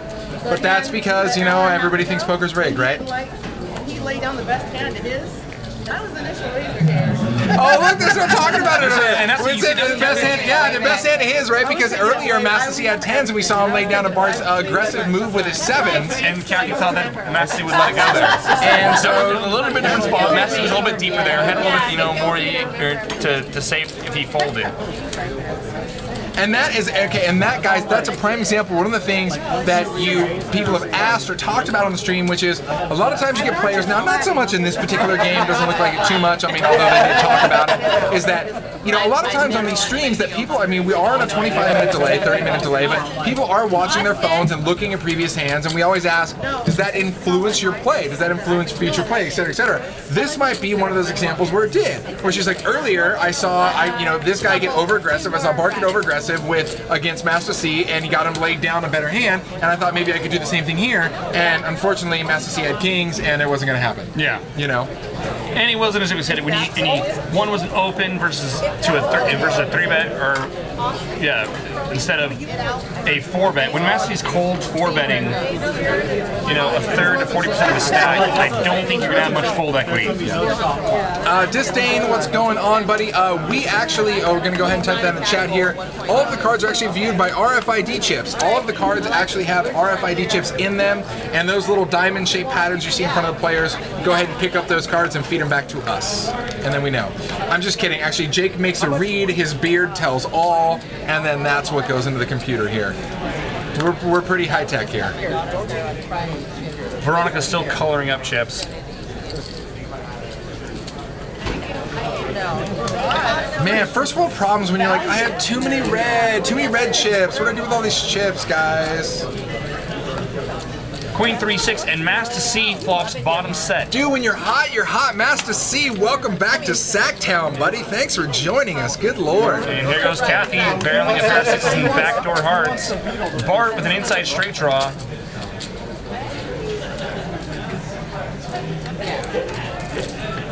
He's going to make the call. And now here's the raise. No, just calls. Now hearts are real. Yeah, hearts are real for Kathy, and check it out. This also gives Bart a double gutter here. If an 8 peels off now, or the original 4, Bart can make a straight as well. Along with Kathy's single pair with a heart draw. Great card for Kathy to double barrel. Oh, absolutely. So Master C is going to check here. Yeah, isn't it great when you just fire and then all of a sudden your hand improves and you're like, I'm going to fire again because I have to. So now over to Bart here. His hand improved as well, but he's not really getting laid good odds there. I mean, he's getting laid, just about 3-1, but he knows that if it probably does hit, it can't be a heart with that many players in the pot. Now, Master C's going to jam it. He goes all in, and obviously we just saw the battle between Master C and Kathy, where Kathy doubled up him, so we don't necessarily know if we want to see that again here. I mean, it improved Kathy's hand. I think she's just kind of thinking about what she wants to risk. Kathy's only got, looks like 3 and change back. I think Kathy has a pretty good sense that she knows she's obviously beat right now. But she knows she can pick up a draw to obviously catch him. Obviously, Master C, I don't think she's putting on hearts. Taco Gato, thanks for joining us, my friend. I am Horse Crusher, Aramy's dog, what's going on? Thank you, thank you. I love how the chat always chants for like the NASCAR crash. Oh, give that one perfect card that completes all 8 players, yeah! She's about to be triggered. I just started catching those memes, if you've seen them, where they're just like, here, it's like boom, boom, boom, boom, everybody's fine, and then it's just like one random picture, and then it's like triggered and somebody goes nuts. It's kind of funny, so that's what they meant by triggered. Yeah, it's okay. It's actually, it's just catching up to me too, but yeah, it's triggered, yeah. Interwebs, it's dumb, I get it. TX Poker 30, what's going on? All our regulars in the chat. Thanks for joining us, guys, tonight. Click that heart, subscribe. We are here every Monday and Wednesday at Stone's Gambling Hall.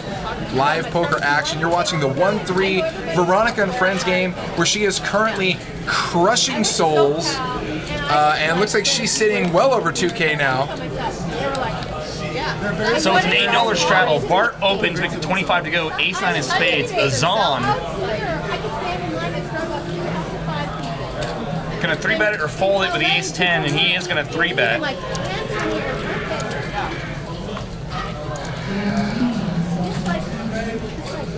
This is definitely live. This isn't real chips. It's never live. This is so rigged. All of the above. This is not the poker you're looking for. God, so check out these chip stacks here. In a 1-3 game, Veronica approaching $3,000. Brian with $1,700 who bought it for table stakes. Bart at 1,400. Bart's running away. He's scared. He's going to take a I think breather. Bart's gonna go get some more money to add on. I think Dude, he wants to match Veronica. I would too. Are you kidding me? This is one of those games where I wouldn't be surprised if, like, every time the chip leader rakes a pot, you just keep adding on and adding on. We've been in those games here. So 678 says, Jake and Justin, you guys like commentating on this more than regular games? You know, it's a toss-up, man. It's really fun. Obviously, the higher limit games are fun because, you know, the pots get a little interesting, the level of play is a little interesting, but I'll be damned if this Veronica and Friends game isn't just an absolute blast. I like watching this game more. I like watching it. I love hanging out with it. I mean, God, I don't even know if I necessarily want to be playing in this game because it's just like such... I mean, like, take all your normal, like, poker reads and strategy and just kind of, like, throw it out the window for this game. Well, you have to commentate this game sometimes because, like, you're kind of like, okay, well, I think he should be thinking this, he would be thinking that. And with as much wine as in everyone's system, you kind of throw all that out the window. Oh, exactly. Well, we've seen that before. I've even made the comment where, like, it looks like she's not going to make the call, but the wine is going to make the call here. The last bottle of wine is going to make this call. Sly Cry, Veronica and Friends runs once a month. But the 1-3 runs, not... I mean, you pick up the 1-3 like this in here fairly frequently. Dude, where did Veronica get this magical, like, horseshoe? She get on eBay, like, I want the once-a-month game named after me that I can just crush. I would like that horseshoe. Can you customize that for me, please? Ace on the turn, hits Mass to C. No, he's at the pot. Oh, apologies. Kathy leads. Inside straight draw. Takes down the pot.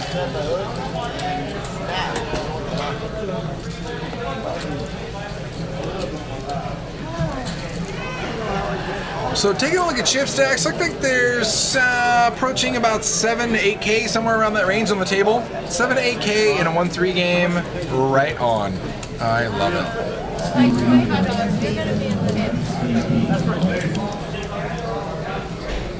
I wish I could say this. I think we're even deeper than that. You know, this is officially episode number 40 for me. Is it? Number 40 for me. And I've worn a different shirt every time, which doesn't come cheap, so thank you for joining us, guys. But I thought this shirt, of all shirts, was very appropriate for tonight because I figured this game would be exactly what it is. Pretty simple. This is a card room. So we have 17 poker tables. You're a beast. Frank, the 9-3. Frank's a beast. 9-3, oh my god. Frank's a hero. For hero mine with 9-3. You're 1 out of 2, so like, what are you going to do? I hit 50% with 9-3, I'm playing it all night long. Batting 500. If Frank gets 9-3 again, guys, he's open face just shoving it. I'm trapping with 9-3, that's what I'm doing. Trapping with 9-3 spades the rest of the night. Guys, come on down to Stones if you want to play 9-3 against Frank here. He's in. You heard it here, guys. You can chop some pots with 9-3. Frank is trapping with 9-3. Can I just that's fantastic. Welcome to poker, guys. Just and yes, we are a card room with 17 poker tables, and then they have the dark side that's got some Cal games, blackjack, other stuff that we stay away from. Yeah, all of your crazy table games over there. But either way, we got a full kitchen 24 hours a day, lots of fantastic booze deals, all sorts of deals during games. Yeah, come on down, man. Stones is a good time. Pot developing here between Kathy and Brian.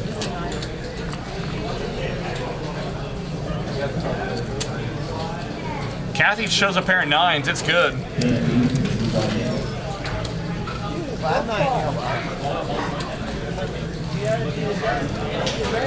Yeah, he's 50% with a 9-3 and only got stacked once, so that's good, right?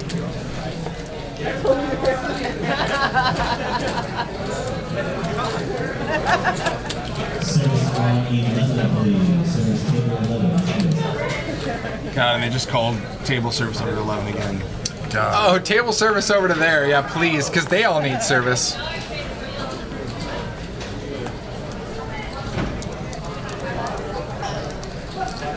So Frank's got the straddle on. I think Brian's gonna flat ace queen. Interesting.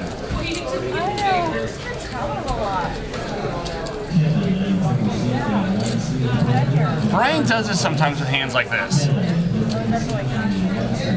And we really haven't seen a whole lot from Brian yet since he sat down. I think, honestly, Brian knew kind of the shit show that he was getting into, and he's like, I'm going to sit here and I'm just going to watch for a minute because I have no idea what you guys are doing. I thought I was coming into a poker game, but I wasn't quite sure if this was poker with what you guys were tabling and the hands that was happening, so let's see.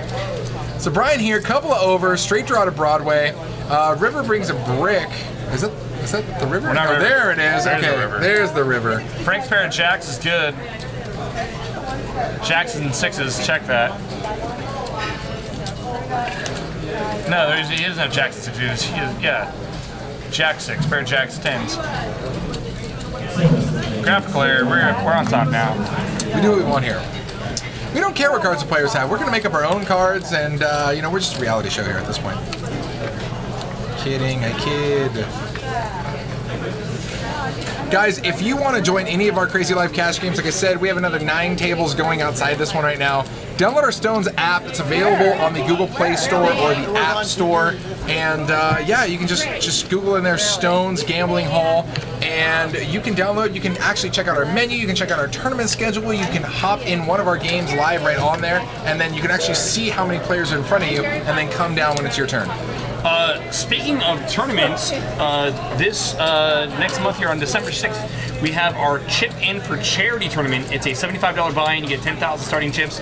If you donate $5, you get an extra 1,000 chips per donation, up to a $25 max. So Who's not going to give like an extra 25, right? So up to an extra $5,000 in chips. 100% of all the donations will be given to the Lilliput families. They reach charity for local families. Awesome. I love it's local too, right? Because you're like, dude, it's going like right here, you know?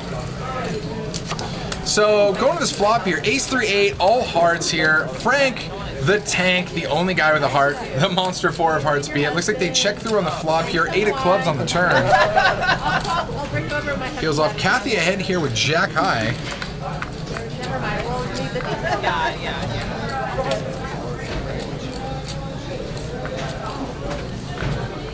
Oh, it looks like I didn't see Azan's hand here. The mystery hand. Please go.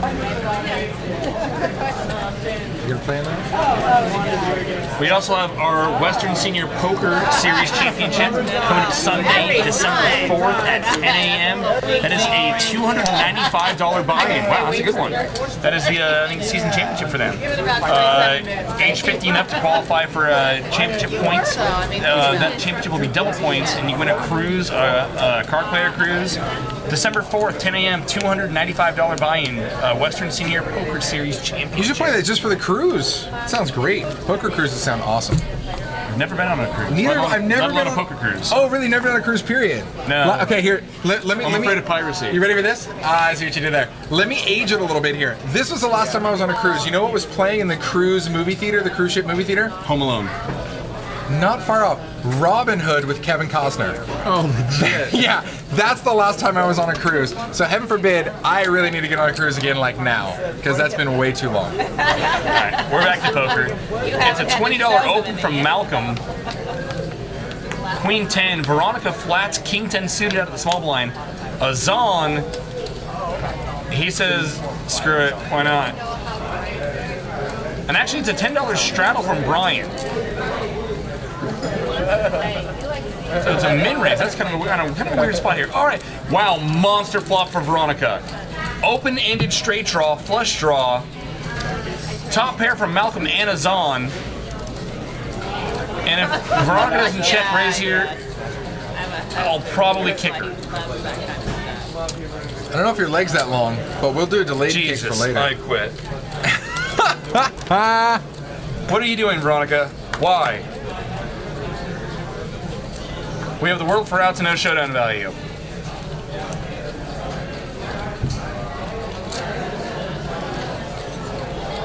Azan overcalled his queen. Did Malcolm just jam? Malcolm did. It looks like he did jam. Now the graphics say 219, but I did hear our dealer may announce all in maybe 135. So a little bit less than that, looks like. And Veronica will now raise once Malcolm goes all in. So she runs off I don't know. The one equitable piece, and Bricks everything, and Malcolm's Queen is good. And Jake cries for Veronica's soul, but that's what, you know, we do here in the conversation. I hope that she shows us hand, and now I hope Bart rips her a new one for That the way won't she played happen. this hand. That won't happen. Look at Bart. Look at his face. He's like, God, like I'm never leaving this table. You have this much money and you're playing like that. Why would I ever leave?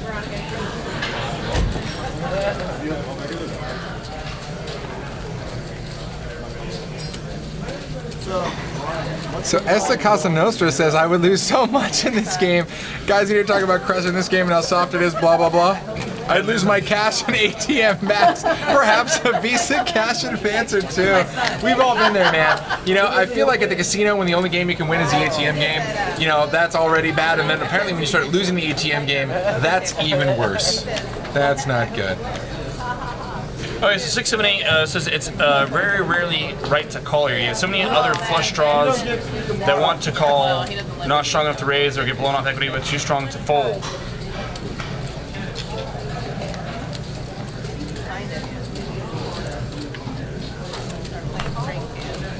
I still think she should have raised the flop. How do you not raise the flop there?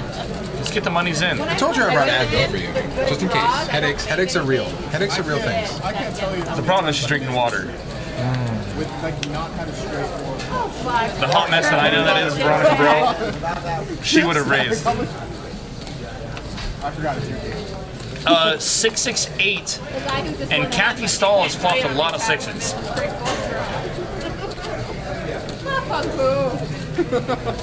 A straight, but it was like a straight four. Bart made a pair of eights with a second kicker. He's going to go ahead and put out a bet anyway.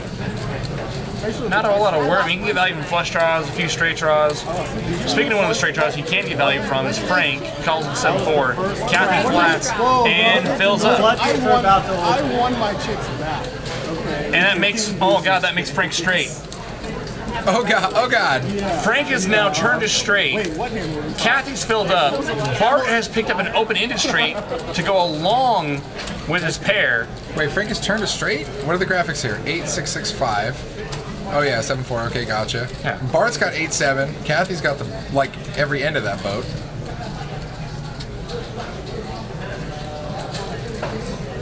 And Kathy jams. And now Bart can fold. And now Bart can fold.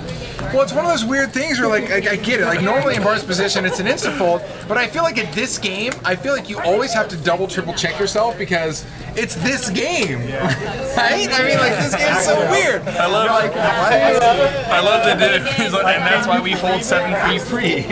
that's it.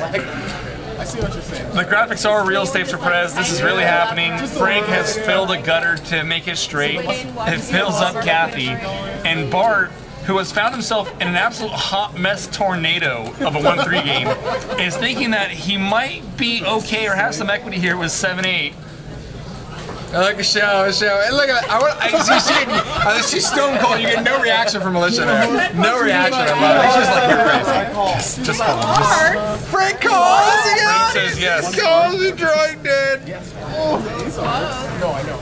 I love how Frank just flicks in the chip like, whatever, I call. Get wrecked, mate.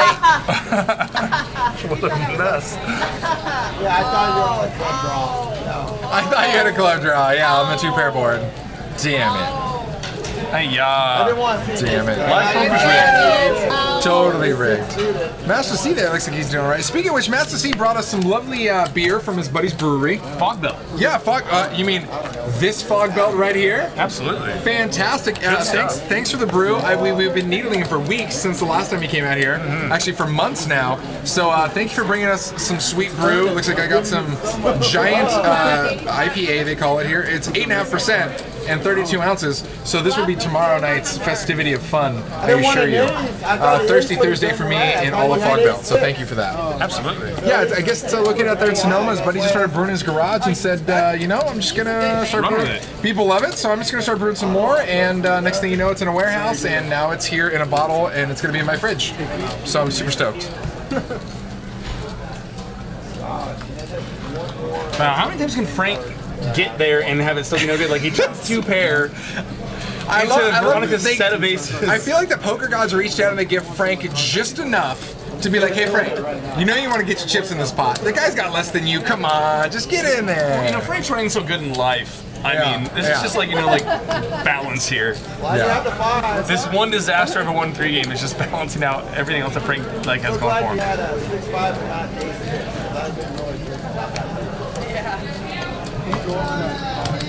No, this game, especially because normally Frank, you see Frank playing some higher limit games. This game is just a lot of fun for Frank. This is honestly just great fun entertainment for Frank, and it's great entertainment for us because let's face it, when Frank's not in the game, he's over here yelling at us in the booth about check out how awesome this 9-3 hand is going to be, where Veronica stacks me with top set of aces. It's going to be great. You're going to love it. If you're partying, thinking I could leave SoCal, I can move up here, and as long as the 1-3 goes every night, it's even money, but it's cost of living and something plus EV. Bart's like, okay, so I can move from Hollywood, to Sacramento. If I play this game nightly, that's going to cover my mortgage and food. So what do I have to do outside of that? Basically, is what Bart Hansen's thinking right now. Guys, if you like awesome, fun poker action, make sure you click that heart and subscribe to us. I don't even know where it's at. Twitch is always moving it around on us. I think it's towards the top now, but definitely click it. Have a good time. We're here every Monday and Wednesday night, along with our big tournament series that we always host, and our last Sunday of the month tournament, which is actually pretty much coming up, I believe, a week from this Sunday, so tune in. Yes. God, is 2016 going to be close to over? Like, it's getting there. God, I hope so. Yeah, guys, I'm sorry. Are we all in agreement? Like, 2016 can take a freaking hike. I'm ready for the next year, guys. Let's do it. King, Jack 10, 2 clubs. Waiting for the graphics to pop back up here. Frank, who made it 26 to go, and got calls from got call from Brian and Kathy.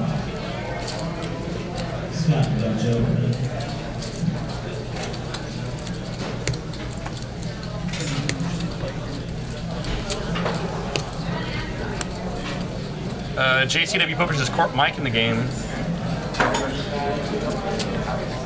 Got to be referring to the bike, maybe? Looks like Brian over here. Brian and Frank with the mystery hands. Pots at 275 here. Did Frank jam into Brian? He did. Frank jammed all in, and he's licking his fingers. Is that a sign? Is that a tell? If you jam all in and you're licking your fingers, Brian's like, Benoit 11 ace. Yes, this is a table stakes game. We're gonna look at Brian right there. It's his action. He bet 85 and Frank check shoved for just under 400. Brian's gonna clink the glass. Brian bought into the game, sat down with 1,700. The game does play table stakes. He will fold. And Veronica's up cheersing people in the middle of a Welcome to Veronica and Friends, where she just stacks people for thousands and then's like, I'll keep pouring wine, so it's okay. Come on in. Careful, Veronica, there is gravity over there. Kiddos, what's up? Welcome to the game, my friends. Thank you for joining us. Always good times here. You are watching a live 1-3 no limit game here at Stone's Gambling Hall, located just outside Sacramento, California. This is the official crazy spew fest chips of Veronica and Friends game. You are watching all of the action. Live / on a 25-minute delay. Live poker. Always.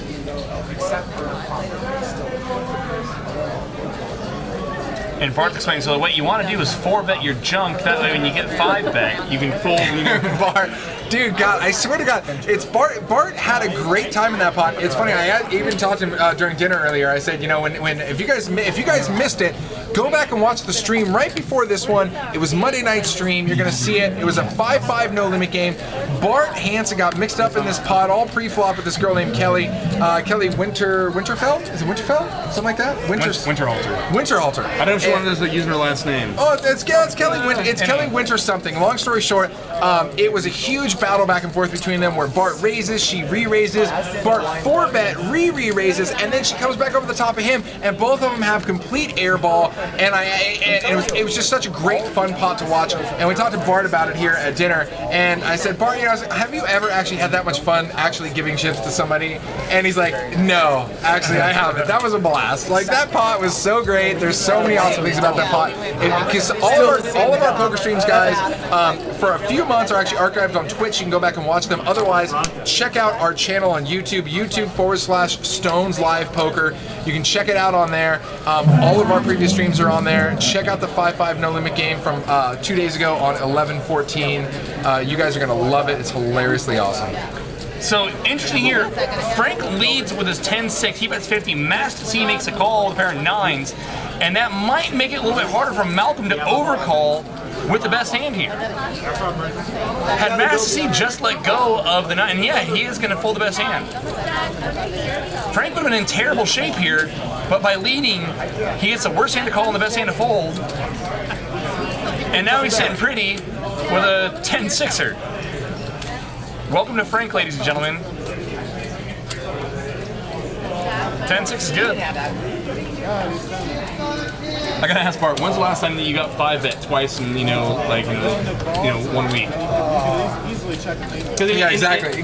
I mean, 4 bets, 3 bets happen all the time. Well, that's 4 what we're bets talking are rare. about. You don't see them. 5 bets. I was like, generally speaking, people don't have a large enough stack. I mean, even cash or tournament to really make 5 bets without basically already committing themselves, and it just becomes all in bash fest. Yeah. You know what I mean? That's good thing, how deep the games do play here, that you can have, 5 bets and still get someone to fold. You can 5 bet. Awesome. It's hard. It's rare that you actually get in the game where you can 5-bet bluff. Oh yeah, I mean 5-bet. I mean, here, of course, and it takes so many different super deep levels of reads on people to be like, I don't think you have it, and you don't think I have it, but I know that you just don't think that I have it, so you're gonna read at me. Choose a line in front of me. Exactly. So I'm gonna carry the re times 2, re squared, bet you, and it gets brutal. Moxie Collins, definitely check out some of those previous broadcasts. Always good times. 6-7 actually makes a very good point that I think not enough players think about. I'll get to that right after this hand. King 9-5 Rainbow. Malcolm top pair Jack kicker is best. Brian hits his 9. He knows his overcard is live. No one should have ace king in this pot. Keyword here should, and this is Veronica and Friends game where anything can happen. And Frank's got 3 to a flush, 3 to a straight, but he will fold. And the overcard is live, and Brian gets there. 2 pair for Brian. Check, check.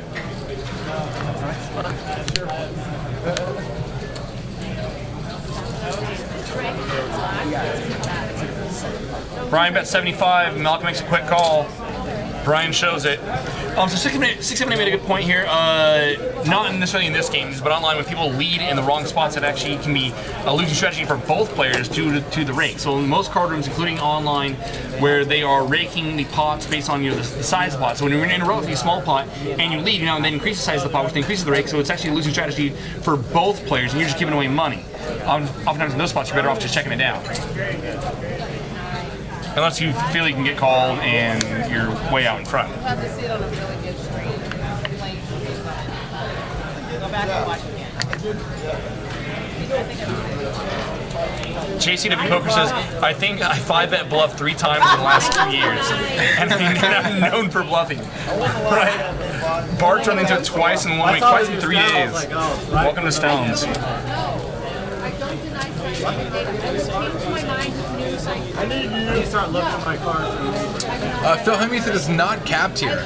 We are not capped in this 1-3 game. It is table stakes. In fact, Brian sitting over there, I believe in seat 6, he just bought in for $1,700 when he got to the game. And right now, Veronica's up to what, just under 3K, 2,700 somewhere in that window. God, I'm like, dude, I feel like I need to pull Wells Fargo right now and up my ATM limit. And I'm just like, guys, I'm just gonna go hop in this game real quick. Just sit down for 3K. Because why not?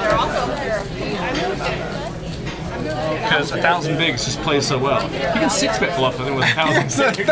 Because I always like to buy in for 1,000 big blinds, because why not? Oh, the rake, yeah, the rake's capped, yeah, we're like $5, $6, whatever it is. I think it's 5. Yeah, 5er. So it looks like Master C has bet one of those fanciful cans of champagne, and that we are not joking. That is a can. That is canned champagne. It actually is pretty good. He's on a champagne campaign. Oh, zing, zing. Guys, I got that out of the book of dad jokes, and I'm not even a dad yet. Unless you're Pill Birkins. Yeah, when you're pouring your own. Look, oh, I thought he was pouring more in his. He's like, let me set it down because it's too heavy, so I'm going to pour more wine in my glass. Welcome, Veronica and friends. Click that heart button. We always have fun here. Good times. We're with you every Monday and Wednesday night. Tune in, guys. So, Frank straddled, I believe. I don't know if Frank straddled or opened here with a 4-3 hearts, but Brian's made it 100 to go with ace queen of hearts. Alicia is gonna flat the 100. Wow, Frank folds. Because he didn't have 9-3. Oh, and Alicia picked up. Oh, here we go. Oh, 8 on the river. There we go. There you go. So Alicia here with the best hand. She checks. She does a laughing smile check here. And Brian's really thinking, because I think Brian's first inclining was to fire right here, but he didn't. So he's going to check it. And the club did complete the possible flush draw if that's what she was on, runner, and she wasn't, but still more than enough to take down the pot. See, I was so enamored with the can of champagne, I didn't notice we were on the turn. Yeah, the champagne campaign. Well, the graphics were a little bit off there. You actually have one. You actually have one on the flop and one on the turn there that were kind of mixed up there. But yeah, I super like that board. I don't know how well you play, but where I play, when you win the champagne box. Oh, it looks like May is hopping out of the dealer box, and Octavio, our resident action dealer, is coming in. Oh man, I love our chat. Guys, thank you for joining us. Always a good time here. Thank you for joining us. We have a lot of fun here. We put in a lot of work.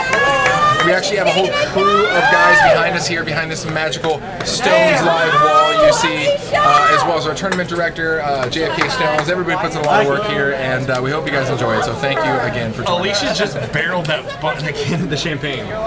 Did she really? Yes! Alicia slamming champagne. This game is not like drinking suggested, it's drinking mandatory.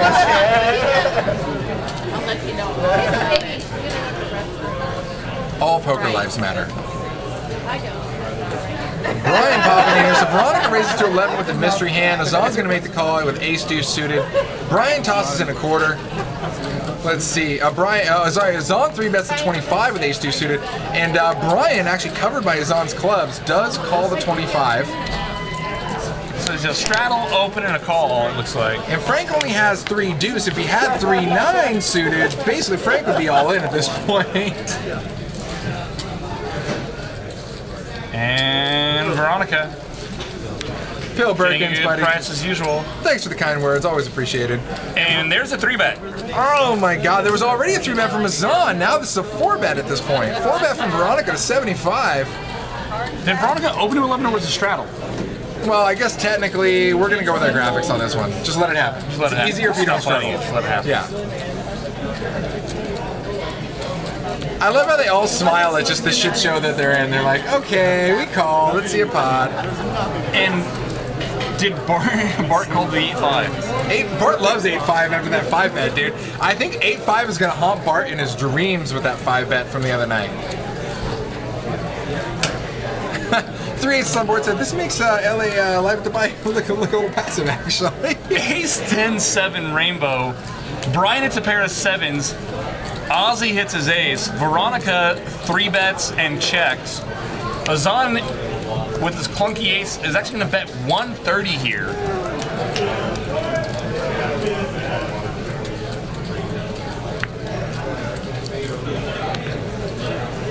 Brian calls. Queen on the turn. And I imagine this is going to check. No, I'm sorry, graphical error. 4 comes off on the turn. I would still think this is going to go check most of the time. No, check to Brian. Brian might try to take this away from Azan. A little optimistic, I think. I wasn't too affectionate of Azan's betting with the ace-deuce on ace 10-7. I mean, get value from a 10 and get value from a 7, which was, he did end up getting some value from a 7. But I think we're just playing too big of a pot here with a really clunky ace. Yeah, I mean, it's not an easy spot for Zahn to be in. He's not loving his hand by any we're going to have means. to check all turns that are not clubs.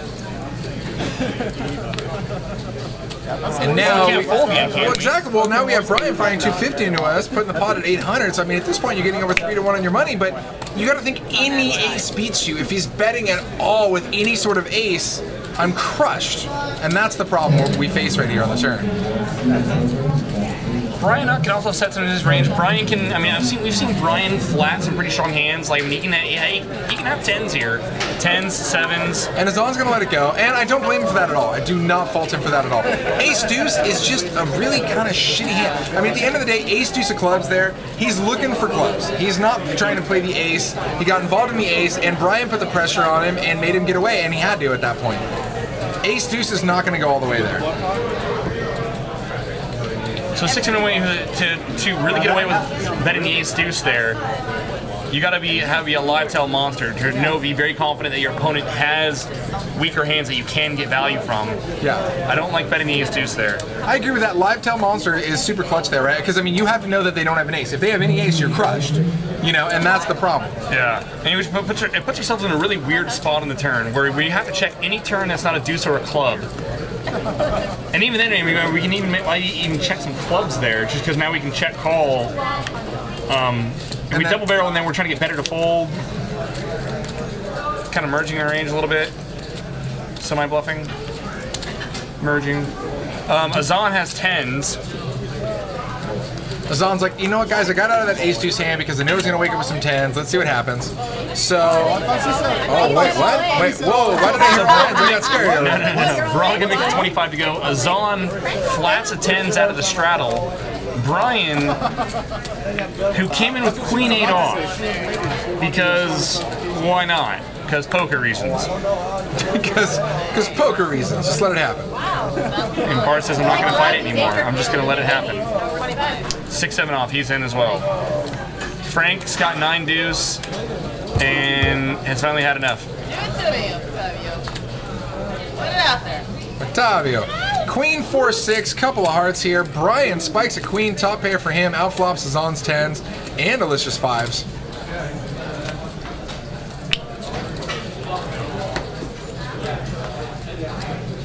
And Veronica. No fear, Veronica, continuing the firing pattern. Instantly got Azan to lay down 10s here. And over to Brian, who flops the queen, who's definitely going to flat call Veronica 75 here. Don't like leading into that many opponents. Yeah, first to act right into that many, that's rough. It's gonna be hard for everyone to have missed that board. Somebody's at least got a heart draw or any piece of that board. Queen, heart draw, straight draw.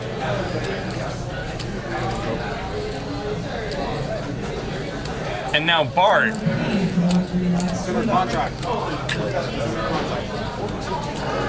Veronica leads 75. Brian calls, and Bart is going to turn his pair into a bluff here. Bart, you beast! And make it 2 1/4 with a 6-7.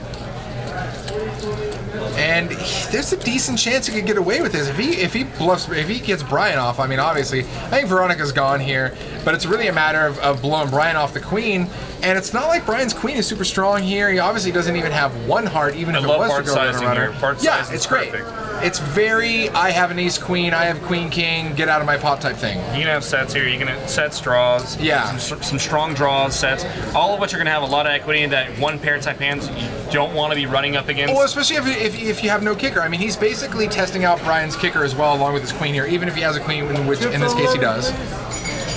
Now, Brian can get sticky. If Brian's convinced that Bart doesn't have pocket 6s or pocket 4s, we know he doesn't have he can't have queens. But at the same time, have we seen Brian? There you go. I was gonna say, have we seen Bart table a lot of hands? We really haven't. Have we seen him table a super lot of hands? I mean, he's tabled the 9-10. He went runner, outrun the other guy on 2 pair. But other than that, we haven't seen Bart table a whole lot of hands, especially since Brian's been at the table. So, I mean, for the most part... Purple's, he never has king queen there. We know that. I mean, he should mostly, when Bart's racing there with that sizing, he should have mostly sets, some very strong draws. Yeah, exactly. He's repping 2 pair plus and strong draws, all of which 1 pair hands don't want to be running up against. I just love you that much harder. I know. Exactly. Oh, I love you so much. Trust me. 6, 7, 8. It's funny. Brett and Cal, I mean, he can have 6-4, and that's really the only two pair hand in hand. But like I said, there's mostly Yeah, he's not gonna queen 6, queen 4, yeah. sets and strong draws. It's good sizing, but he's got to be very, very convinced that Veronica. I mean, maybe he got something off of Veronica's size, and that Veronica was weak. And with Brian just flatting, figured he can have, or he shouldn't. It's harder for him to be strong, so he can just get away with that there.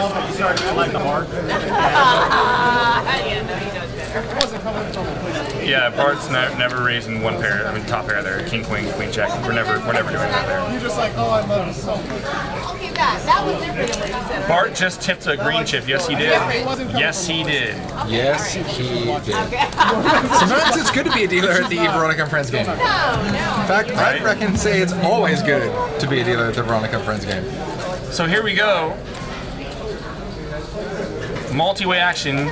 Ace Queen 4 here on the flop, couple of hearts. Master C spikes his ace, and Bart spikes his queen.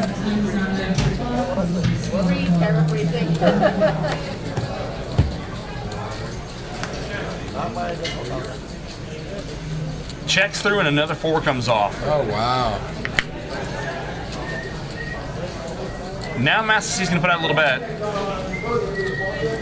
Malcolm's gonna look him up with the 8s. I'm not a huge fan. I mean, we're beating hearts, but that's it. Bart, he calls king queen. Jack ball in the river, no help to anybody. Master C's ace still the best with a check mark. Pots of just shy of 240. Wow, and Malcolm's gonna turn into a bluff. He's gonna fire 50 out there, see if he can just scoop this pot. Such a small pot, or small bet. And Bart's got to be like, and that's what Bart does. That right there, the lean in right there was the whole like double question it. I don't know about that. But he also does have Master C behind him as well, which obviously he's calculating in his head, thinking where he's at here. I mean, in this particular case, assuming Malcolm doesn't have the ace, or obviously Master C doesn't have the ace behind him, then he's got to be good here, or he's chopping either way. So Previous Poker makes a good comment, or makes a good point about Bart's previous range of 6-7, and it's a good bluff hand because you're blocking sets, and you usually have 5 cleanish outs versus a continuing range, and in the back for flush draw as well. I like it. And Bart obviously hops out of here, and back over to Master C, who's just in check call mode, and that's exactly what he does. He tables the ace, and it's good. If Malcolm's going to bet bluff there, he's got to bluff bigger. Yeah. And that's kind of where Honky Boy's at. Like, $50, yeah, nah, it's not going to be enough. Well, and it's kind of weird, like, when we're just flatting the turn with the 8s, we're flatting because we think that we're good there. If we think that we're good there, then we don't need to be bluffing river. If we're only flatting there with intention of like, trying to get him off of a queen, then it's a little optimistic. And if that's the case, then we need to be betting big. Yeah. I mean, it got Bart off the queen, but mind you, Bart also had to worry about Master C, who led the turn. Still, yet to act behind her. He's going to be check calling a lot of hands, like ace-X, like he had.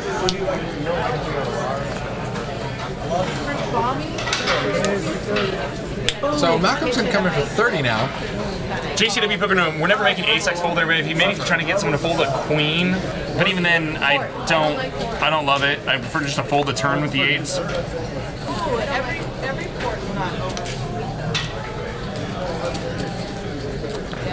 Malcolm makes it 35 to go ace-6.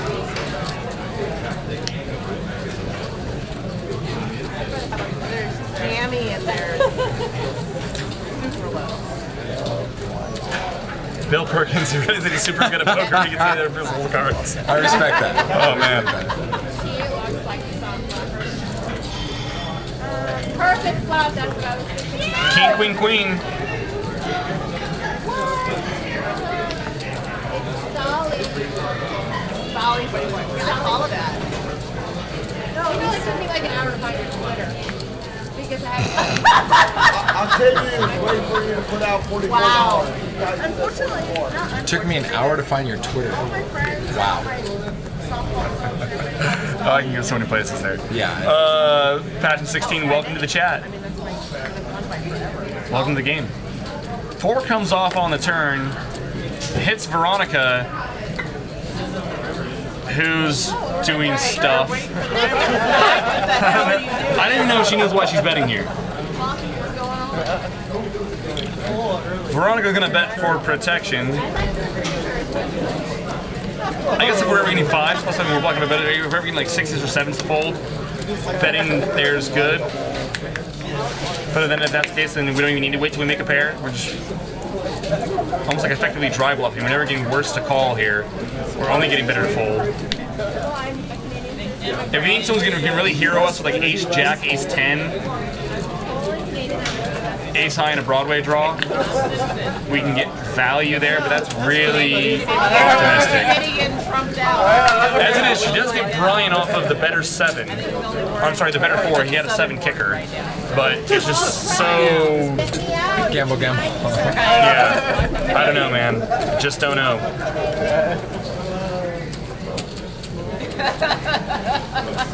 Bill Perkins, if you're to watch this table, yes, the current exchange rate for US dollars is play money. So Veronica looks like still a big stack with just about $2,500 here.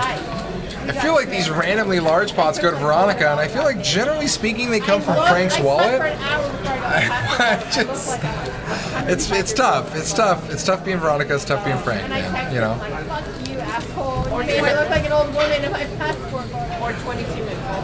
Yeah. Bart picks up the Jack 10 suited. Service on 11, please. Service. I like her.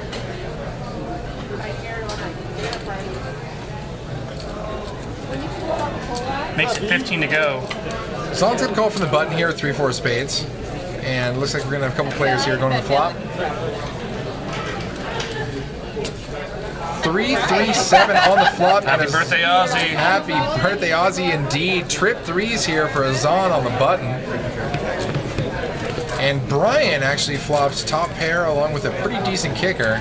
It's going to get checked through to a Zon who's going to fire, which in this particular case could look like a random bet either way, just a bet to take down the pot, even if everybody checks over to him with no 3. So this could help disguise his hand a little bit, but the only hand who could possibly get action, Brian, looks like he got out of there. Bart's not going to dry bluff. Yep. There's no point to it. Yeah, and Frank's gone, so. And Zon takes down the pot. Well, Zon will take it. No action, but he'll take it. Ed Rodriguez, what's up? Welcome to the game. Says he's going to bet $100 to Bart. Don't know what that means, but why not? Sure. Take it. Donda 111 just doubled up on Ignition. We love it. J-Hobbs 1919. We know how to work. Game on. Game on. Yes, I know. We've actually worked with each other. Yeah, I'm familiar with brokers.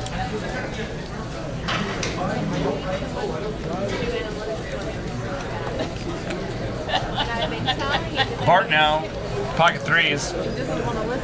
Yeah, men are so hard-headed. They're so hard-headed, you know. I believe the straddle is on. No. Assisted, sir. It was $8. Did Bart just called the 8? Looks like, yeah. Bart called the 8 along with Frank and Veronica. So I think Kathy opened 8 under the gun. It's not a straddle. Kathy opened 8, so Bart's just going to flat here. Frank makes a call as well. I was going to make a nice dashboard for you. Better than the shit you've got right now. Action comes over to Malcolm, who's clunking up some aces. What else is new? He makes a call. No, it was a straddle. Wow, Bart did not open the... Bart limped under the gun, effectively under the gun. Interesting. Kathy checks her option and 10-8-5, 2 diamonds. Open-ended straight draw for Kathy Stahl. Veronica hits a pair of 5s. Kathy's, yeah, open-ended like you said. It's funny, not one player has even 1 diamond in their hands.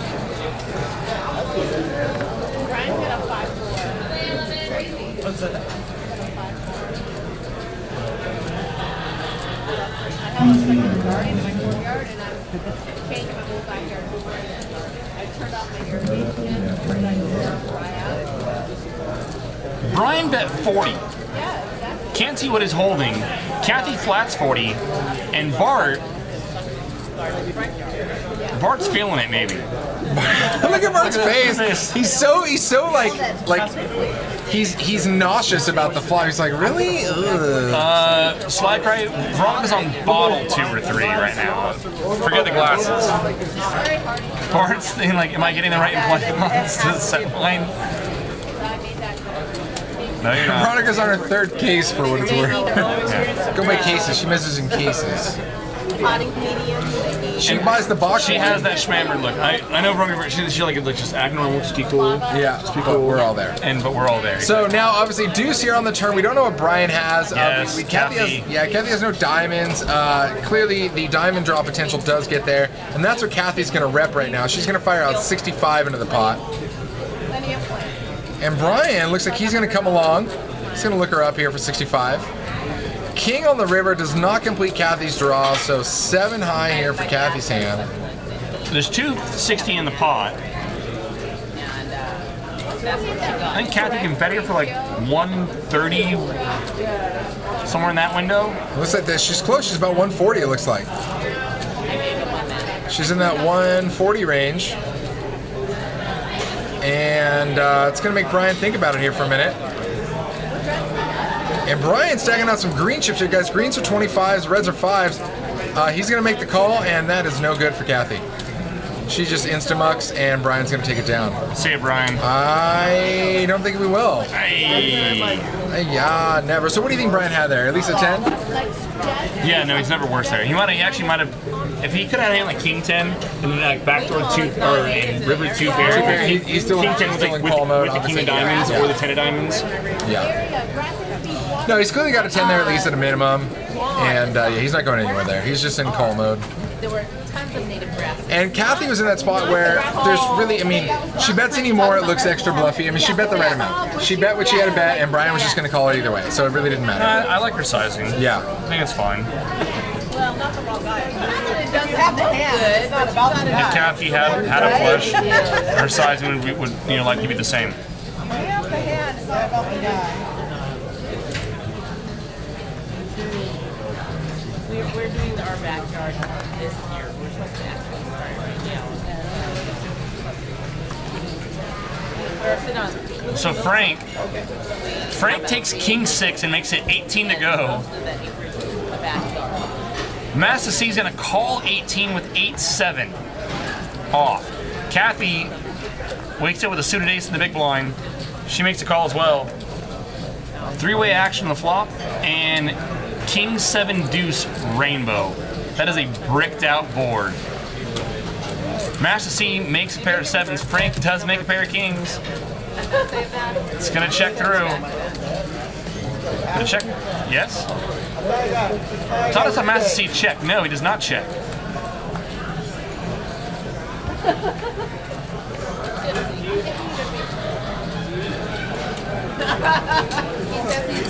Frank had bet 35 and Master C had called. Now on the turn, Frank leads again.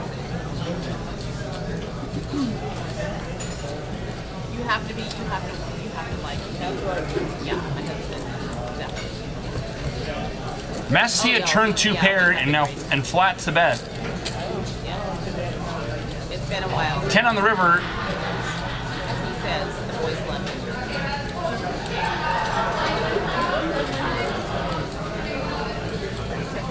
Master C bets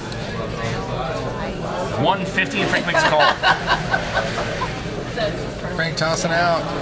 Leaves me open to do whatever I want to do. Master C racking some chips here. So Veronica on the big stack here, 2,500. Brian and Master C both sitting at about 1,500. Solidly stacked game there. I mean, this is going to push this. Yeah, this game's running deep. I'm hungry. No. I see chips over there, but what happened? No, this was kind of ambitious for King 6. Yeah, it was. I mean, it was. I got top pair. Let's see where I'm at.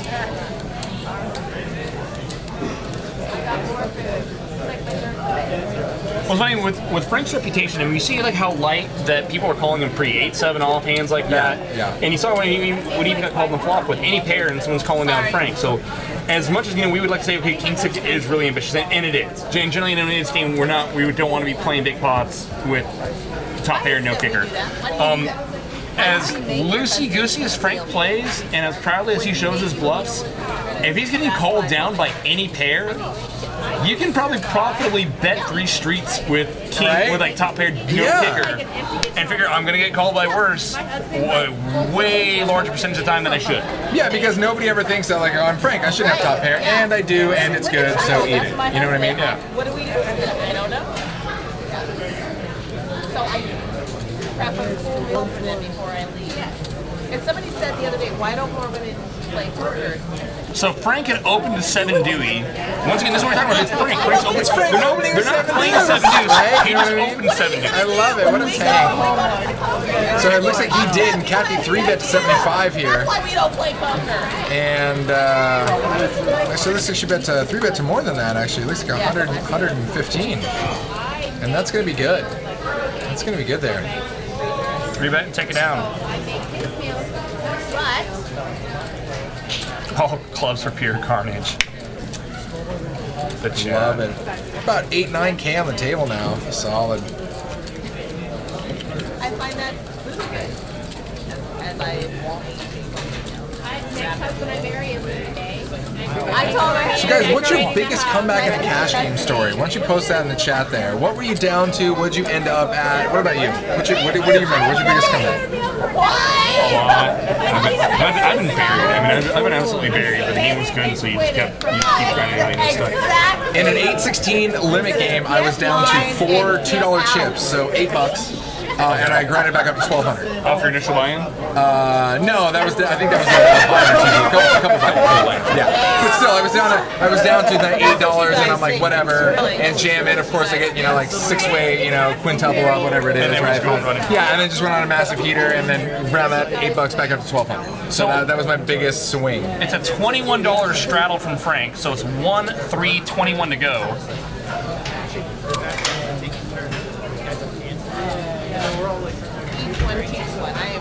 Malcolm is gonna flat.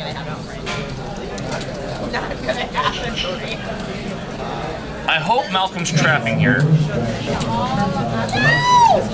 And Frank is gonna jam it. Frank found 2 shinies, and yes, Malcolm gets some money in. So Malcolm's got to be trapping there. Thank you. All right. Like, what's he? Why or what is he not opening? Why would he not open Frank's straddle if he had any kind of a hand? Running in. Malcolm's got to have a monster here. I hope Malcolm. Yeah, Malcolm's got mystery cards here. Frank's got king high. Aces. Wow, Frank's. Is that good? He's clapping like it's good. Is it good? It must be good. Oh wow. Malcolm in the middle. Malcolm in the middle, indeed. Good lord. Good lord. Tuck on Sports, what's up, buddy? Thank you for joining us. Our another fellow Crush Life Poker guru, David Tuckman, coming in, joining us. Tuck! And we love it. John Bruce 4, what's going on? Fantastic. Tuck is no stranger to the Veronica and Friends game. He has seen the carnage that is Veronica and Friends, and somehow magically Veronica and Friends, that she's got this special Veronica and Friends, Veronica and Prisoners chip magnet that always levitates pops towards her in these games. Sorry, that's a yes. You have no option. You karaoke over there? Oh, Chris is there. You guys just give me the mic all the time. KDD or K1DDZO, I don't know what Malcolm was doing there. He's got to have, he had to have a hand like Queen Jack or something like that. I mean, obviously if King High wins. Yeah, if King Jack wins, he's got to have a hand like what is he? I mean, any semblance of a hand. On the voice, you guys. I think you open his straddle, right? Let me just tell you, B. I gotta put together a reel. I don't know, poker's weird, but it's alive and well. It is clearly alive and well. So raised to 18 here from Veronica. Brian's going to call it. Bart's going to 3-bet to 60 here from the button with 7-4 off. You're really good at this game. What's that? So Veronica's got the $18 straddle on. Brian's going to limp along 9-10 off, and Bart makes it 60 to go, 7-4. Bart feels like he can print money over Veronica's straddle. Frank wakes up, if we want to put it that way, with 8 high. He's got the 8-7. As far as Frank is concerned, 7-8 of hearts might as well be pocket aces, guys. I mean, it doesn't really matter for Frank at this point. Yeah, we got 3-way action. And Bart's just trying to build huge pots when he's in position. Jack 6-3, 2 diamonds, misses everyone. Bart does have an inside straight draw, backdoor diamonds. And he was the original aggressor here. So it looks like everybody's going to check it over to Bart. Bart's going to fire, looks like, was that 85? 85 bucks into the pot. 110? 110. Just kidding. He snuck an extra green chip. Kidding. I didn't see it. I didn't see it either. It's still good. I think 85 would have done the trick either way. And Bart shows the 7-4. Bart's going to take it down.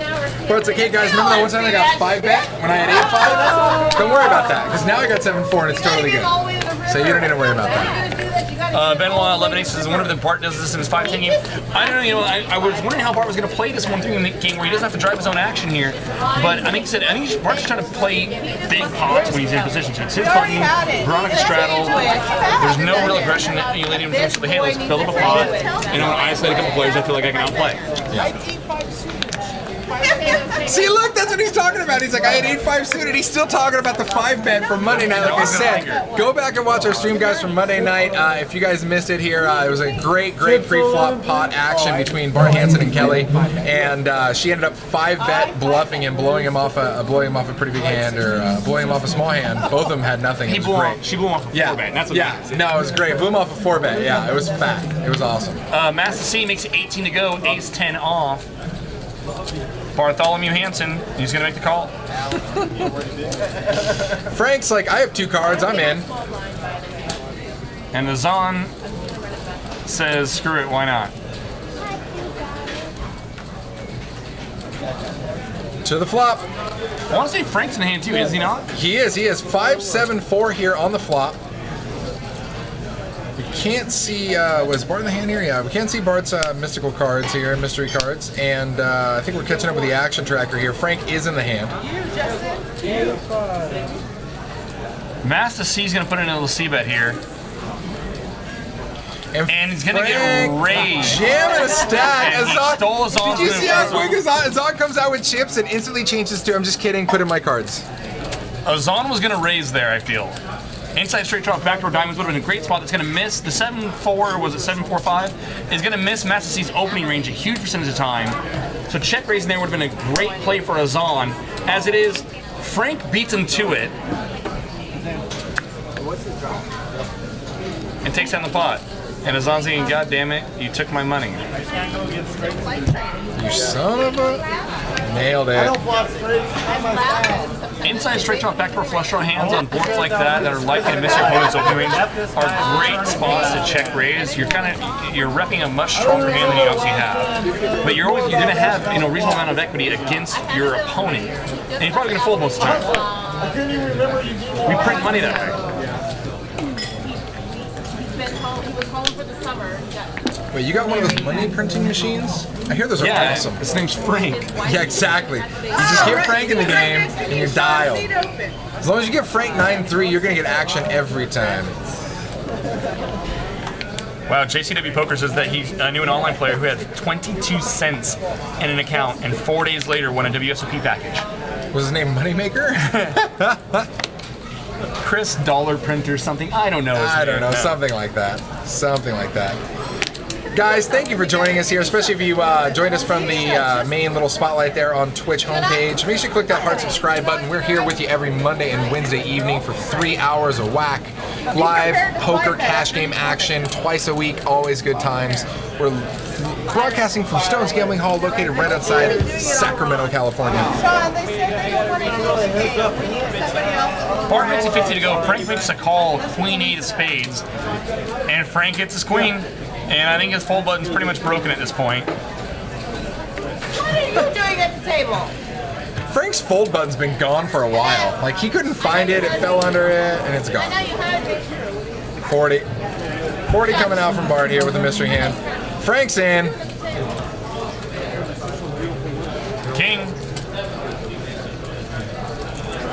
I'm getting back to my work over here. So interested in sizing like Bart on the flop. You've made it 50 to go pre, and then c-bets for 40. He then bets 75 when the king peels off. Gets called by Frank. Backdoor hearts get there. There's 350 in the pot. You haven't played in a while. And the Academy Award for Best Actor goes to Bart Hansen for his role. For his role in sizing up Frank. And how I sized the river against Frank. Wow. Are you ready? 2 players. Frank's got less than a pot size bet back, and so if Bart's got any kind of value, I think he just kind of wow. Bart Hansen takes the betting line on the river. He fires. Frank throws in the 1-chip call. Bart tables a queen. Did Bart show a set of queens? Is that queen? Set of queens. Bart tables queen for a top set. How does the case queen hit the flop? The world may never know. Ace queen. It's still good. Still good against queen 8. Still good against Frank's queen. Couldn't see it officially. Kind of curious what Bart had there. The best queen. Yeah, where are we at there? He's the best. Wait, karaoke's not till later. Got it. Now I got it. I figured it out. You have to play at least 5 hands. Newbies to the table don't get any piece of the action. Right now. Akula V, NA, how do you get in this game? First, you hit up Justin Caritis right there, or you see your Nightbot, give me information. You can text Justin or call him, email him. And then to get into the 1-3 Veronica and Friends game, you gotta become friends with Veronica. Follow her on Twitter. Chips are 11, please. She loves being stalked on social Yeah, I was media. gonna say, stalk her repeatedly. If you can find out her home address, stalk her from the bushes. I find that probably works best. And as Dono 11 points out, it never hurts to bring her a bottle of wine. Oh yeah, bottle of wine, please. The woman loves her dead grapes. She loves wine. You throw it in a box too. She's especially a huge fan because she just takes it out and puts the bag right on her back. Sean makes it 15 to go. Ace 5. Swear to me. Wait, Sean, where'd Sean go? Oh, Sean's in the game. So who's Sean? You're like, wait, we got Brian, and then we got Sean. Okay, Sean. And normally, you only see Sean and Brian sitting next to each other. So this is a bit of a strange because you got Master C in between them here. Ironically enough, with pocket 8s here. No. So Kathy 3-bets at 50 right behind him. Master C cold calls at the straddle. Brian comes along as well. Deuce 3-5, all hearts here on the flop. Master C with an overpair. Sean actually with top. If you guys hear that commotion in the back, that's actually the Veronica Friends table. You're going to hear that in about 20 minutes right before we end. They are yelling and screaming. It's good times over there. So another heart peels off. No players that we can see with a heart. Kathy here with the mystery hand. No. Because it's hard to get. Boom, and another king peels off. No kings for anybody. This is just Brick City all the way around. Master C's 8's the best that we can see here. Brian's going to take a shot at it. And Master C's checking out, as is Sean. And so is Kathy. It's going to take it down. Ace 9, actually. And Brian wins the bluff pot. Beast. Brian takes down the bluff pot. Finally, we just had somebody in the chat asking, what's the bluff pot up to at this point? It's gotta be up there. We haven't even really seen somebody take down a bluff pot yet. What's the bluff pot? It's fat at this point. Yeah, a little over $100. It had to be, right? 150-ish, maybe? So we got Octavio here leaving the dealer box, and Paul, our resident dealer / artist extraordinaire, coming on in. Guy does good work. Does, it's true. Arlen Glass, it's amazing. Check it out. He probably could have gotten in for the free. Yeah, the semester. No. He would have gotten in somewhere. Certainly. But let's just say.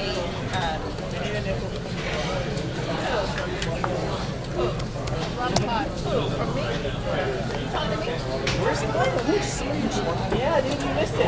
There's 4 hearts on the board, and he went 65 into 300. No one calls. Are you people paying attention? That was a bluff one right there.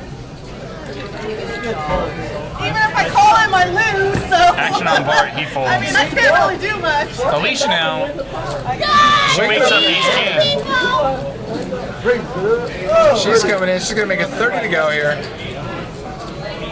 Play online. Now, the bluff pot has to be on the river, right? Yeah, you gotta make it's gotta be on a river. Gotta be a river bet. Yeah. So it looks like we got two people coming along. Master C and Sean both coming in for the action here. 3, 3, 4 on the flop here. Looks like a Zahn waking up with a gut shot straight draw. Brian spiking a piece of it, I believe. I don't think it's Zahn or Brian called. Yeah, we're I think we're down to just Sean and Alicia. So Sean and Alicia heads up. Yeah, our action track goes in. Master C's And Master in C's in there. the hand as well. Yeah. And now Sean, again, another mystery hand coming in. Don't ask me that. Sean, wow, making 150 to go. Putting Alicia to the test here. Rick and Barstow, thanks for stopping by. Rick and Barstow, thank you, my friend. See you soon. Good old split cam. Bring it down a notch. Alicia's Alicia's like, putting welcome Sean to the in game. his We've been place. here for so long, and Sean just showed up.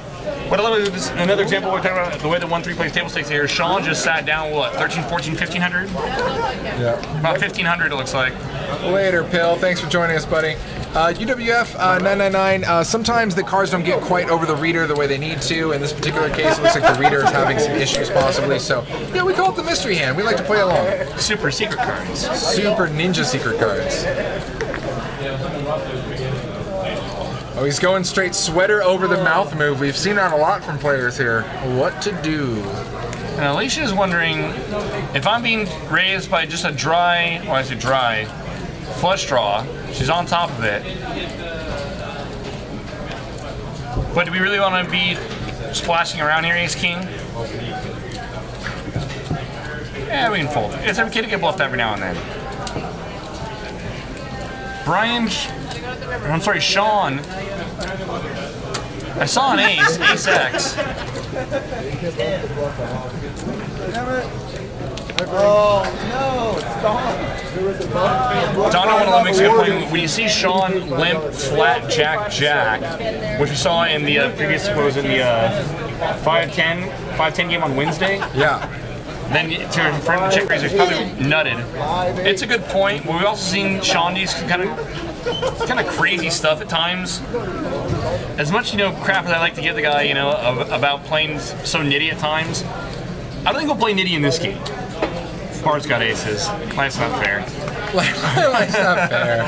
But he'll do some kind of random stuff with some weird hands. Kind of throw you for a while. I saw him limp re-raise like 5-4. Well, in this particular case, he's +1 here, and Bart looks like he just flatted. That's your favorite thing about flatting, right there in early position with big hands. Bart. I already saw him limp threes, and now he's limping aces. He did limp them. Everyone's calling so wide. Why don't we just open there, Bart? Oh, and he flops top set. Life must be good when you're Bart here. Well, he never has a set of aces here. Never, ever has a set of aces. So it looks like really it's just a couple of draws out there against Bart's top set of aces here. Frank with 10 jack. He's looking for a king. Frank's not folding. Take Broadway, yeah. Frank's not going anywhere.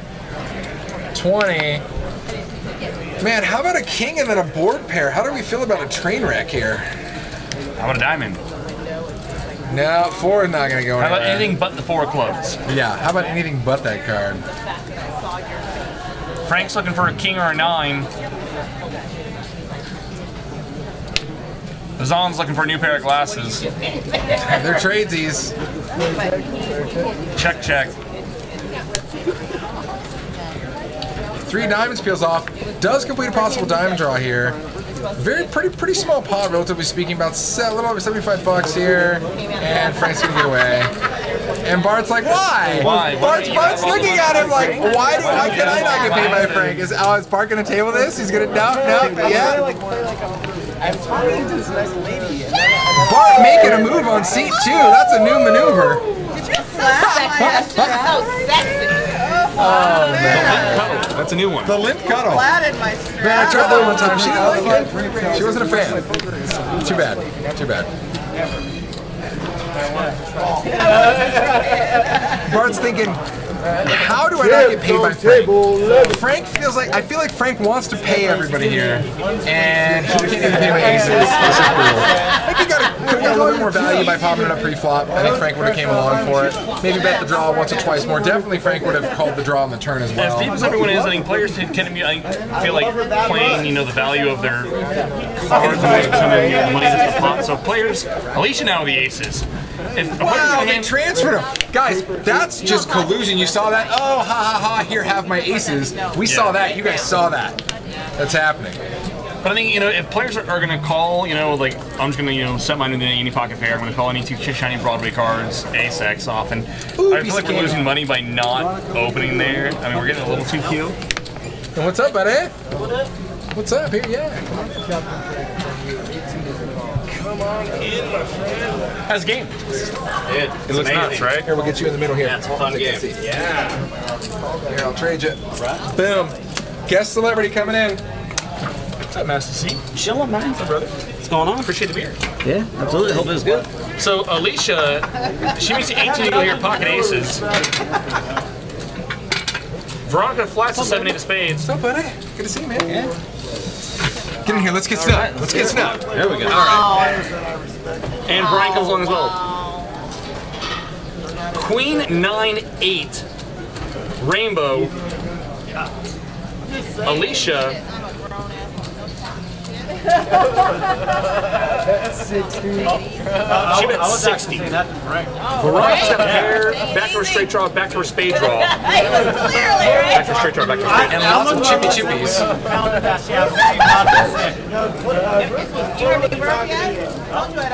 She's gonna make the call. She's coming along. You're a woman of your word. I appreciate it. Brian thinks better of it.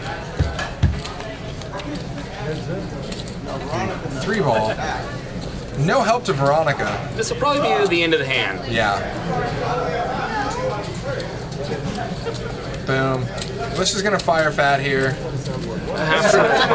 Straight C note, and I really can't see Veronica going much deeper. But then again, we've been surprised before. Sometimes it's not Veronica making the call; it's the wine making the call.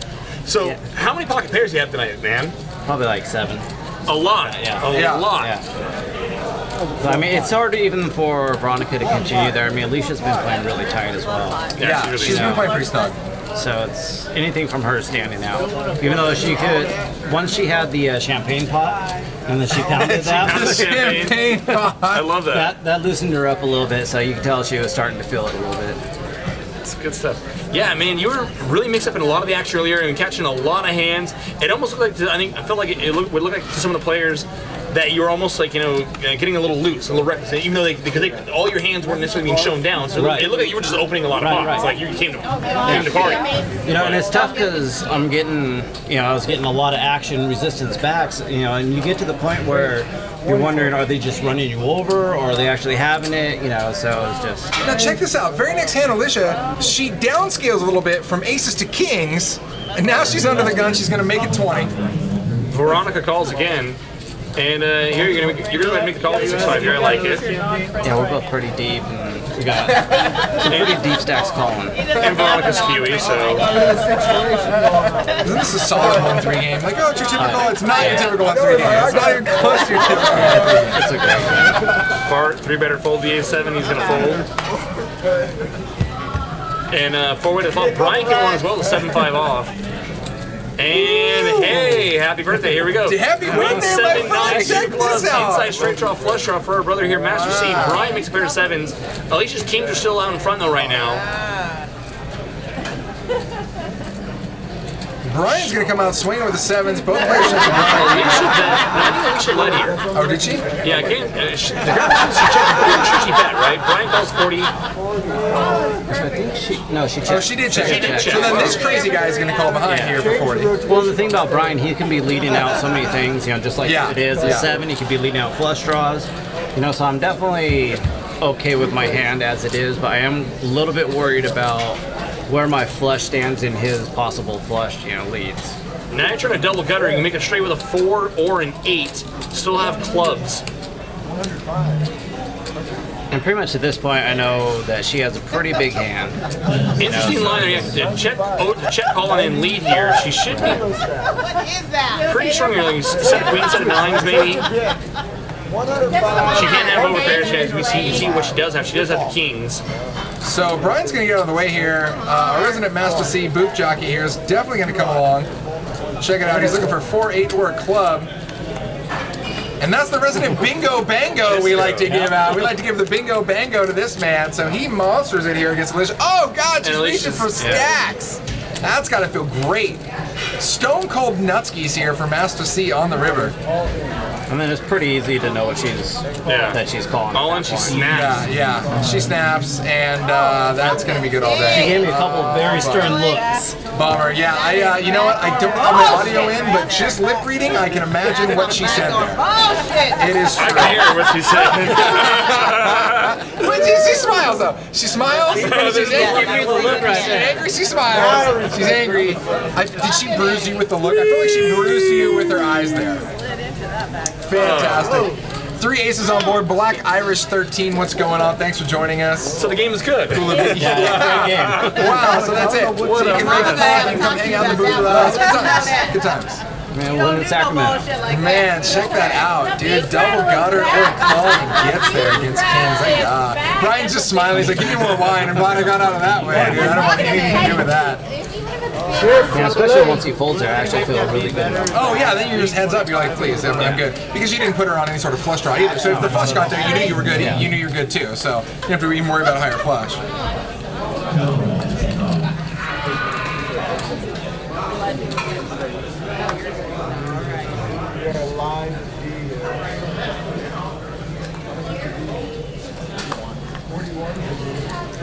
Easy game. How'd you guys like Veronica just doubling up through Frank? Oh, dude, I swear to God, Veronica. I feel like Veronica just goes over. Hey, Frank, is it that time to double me up? You want to double me now? It's amazing how often she gets a huge hand or huge, pocket pair in big hand situations. It's like I lead, open, and then get a couple callers, and then now it totally looks like a perfect bluff spot. Yeah. But it's like she's just. If she's raising there, she has it. Well, it's funny because Frank was earlier involved with a hand with 9-3 spades, and then he comes over and he's like, "Hey, what you think about that 9-3 or whatever?" And we hadn't even seen it yet. We didn't know there was going to be another hand with 9-3 of spades where he spikes the 2 pair against Veronica's top set of aces. So here we got a $41 straddle from Frank and an open to 100 from Kathy. Bart now is sitting on the 6-4 diamonds, and he's thinking about getting cute here. And God bless Bartholomew Hansen. He makes it 301 to go. Every time we call Bartholomew Hansen, I feel like he's in trouble. He's being scolded as a young child. He should be. 300 to go with 6 high. And this should be the end of it. Brian, who had tried to limp along the 41 with a 9-7 offer, he's done. And Kathy has an F-it button. We know we've seen that in her. We have seen that. That's actually, it's not normally available in online poker, but in live poker there is the She flats. I was not expecting this. This is the last thing I was expecting. Wow. Bring it. 3-5-8. Now look at this open-ended. That's a pretty damn good board. Dude, open-ended for Bart here. And Kathy's... And then we just stuff it. Kathy's hoping you got Whiff City over there. And that, the graphic shows she's got like 900 back. She does not. I was gonna say you see Bart look over to eye or stack, and that's gonna take it down. Yeah, so Bart stuffs it, and Kathy goes away. Yeah, she was been really aggressive pre-flop, most of the show, especially in the beginning. Yes. Yeah, and it's hard because I have no experience with her, so you see someone getting that aggressive. It's like, are you just getting your run of cards, or? Kathy plays a very fast, very aggressive 2-street game. Yeah. Pre-flop and flop, she plays very, very quickly. Yeah, definitely remind me of kind of like tournament style where, they're really pushing on. Yeah. Like any marginal pre-flop spot. And the straddle's still on. Frank V straddles, Veronica mess straddles. I was like, that's not even a V straddle, that's just like a hot mess, like just circular straddle chips. here. Blah, blah. How many chips? Just, you count it out. I'll just throw out a pile. 22 to go officially. Kathy String call for Ten Dewey is gonna limp in. Trying to make Brunson proud. And Frank found 2 cards. Frank the Tank, he's like, guys, these are both red. I'm in. And I'm just talking about the backs of them, not even the fronts of them. The old 10 gapper. Frank definitely is a little bit, of a wild card to play with, because for him, it's if you have something, it's great, because you can really put some pressure on him, and he's not afraid to, to go. But you need to have something. It's the same thing. It's harder to narrow down his range as well. He's Frank, and he plays any 2 shinies or not so shinies in this case. And as you see here, he will totally dry bluff. Yep. He's going to bet 60 with a King 3. Kathy is going to float him with a 10 Dewey. Oh, she's got clubs. Oh, and she clubs gets get there. What a beast. Pot's a little over 200, and is it first act on Frank here? TSG silent. Welcome, welcome, welcome. Kathy's going to fire out some value. And Frank's just got nothing. Do not put it past Frank to hero King High. Be careful, Frank. Do not put it past him. Are you ready? Frank being put to the test. Will he call with King High, or will he correctfully fold his cards? Oh, it looks so painful for him to fold too. It looks so painful. Wow, he didn't even want to go. He was not Hollywooding there. He was not Hollywood. Frank was really thinking about looking her up with just King 3. Not even the Nut No Bear. God bless Frank. God bless Frank. And Can we put on the dollar bill in Frank we trust? Right. Can we throw that on there? I'm in. What a game. I'm in. Fantastic. Yeah, it's a good little game. It's also nice to end my live stream run back. Yeah. Right? That was real. Yeah. The way the night started off, I was like, here we go again. Yeah. What a mess. Like, glad I brought a little extra today. Steelers 54, 321. Welcome to the game. Ben Wallace here says, "I like your chip tower, Master." Well done. Well done. I like it too. Stacking chips is an important art, guys. This is not just for fun. It needs to happen. It says a lot about you as a person too. For me, it's like I'm gonna keep climbing. Well, and we've talked about this too. Like we've talked about what your chip stack says about you. I feel like this is like an important like psychology lesson. But no, I mean we all know that when you see somebody at the table who stacks their chips in stacks of 5 or 10, we're like, first time? Yeah. Second time? That or you see people lining up, all the little black dots, so it's nice stripes. Yeah. They're not really looking to move them around. Yeah, so your chips are glued. Yeah. Good talk. See you out there. I just like them so I can just grab them quickly and start throwing them out there. Yeah, I say that about other And I'm on board with Master C for president. Master for Prez. Mustache. My cabinet will be full of Doritos. Nice. Like the extra spicy hot ones, because those are good. That's a big cabinet. I got all of them. Frank finds a fold against Azan. Got some Cool Ranch. Azan shows one, couldn't see what it was. Again, look at these stacks now. Top 3, including Master C here. Veronica, Bart, Messi, all over 2K. Frank at 1.4K. Brian. So I'll be in there in just a minute. Solid. Super solid. Are you saying you're gonna win another pot? So you just like rake a pot, then you're like, sorry guys, I gotta go in the booth, I gotta go hang out. I gotta live my dream too. I get it, bro, I get it. Love it. Oh, and he's gone.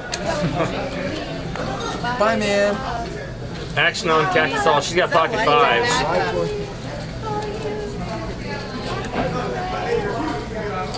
It is live. There was a live straddle, it looked like. There's always a live straddle. She makes it 20 to go.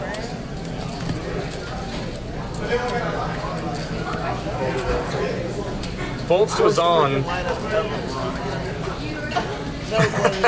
Frank. Oh my god.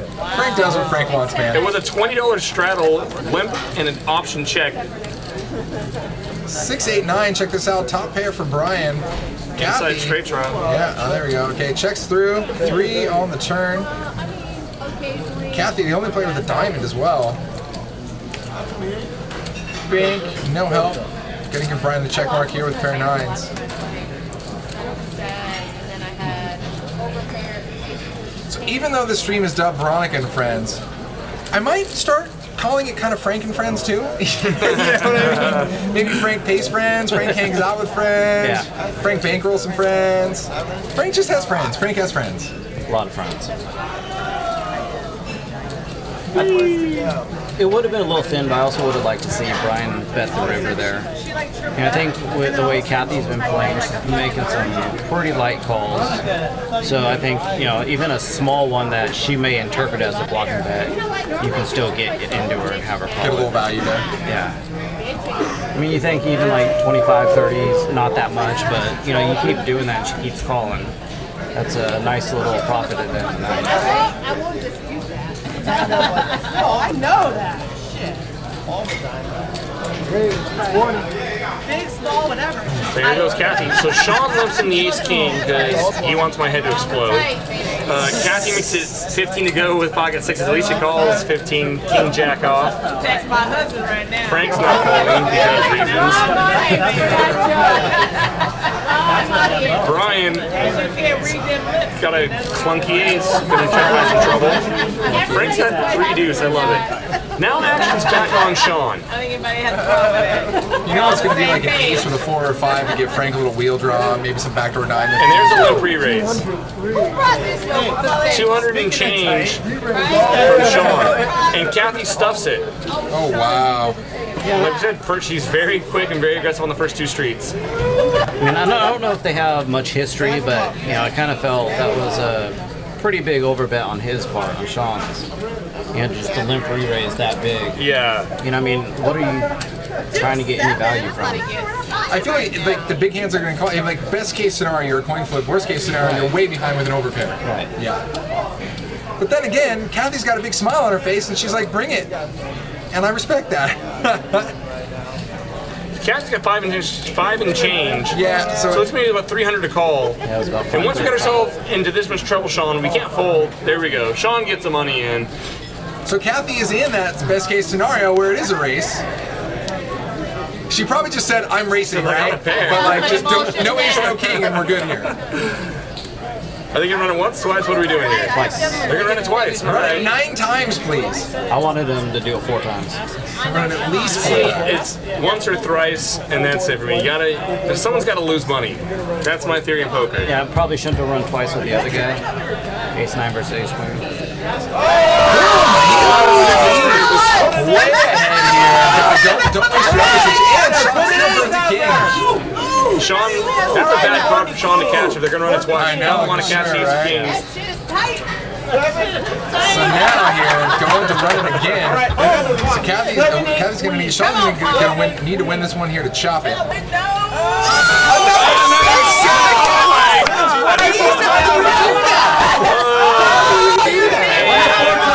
Ladies and gentlemen, that's why we don't win free races. Most people can't even hit a set. She rolls it twice and hits the 2 sets? How does she hit a set twice? How does that happen?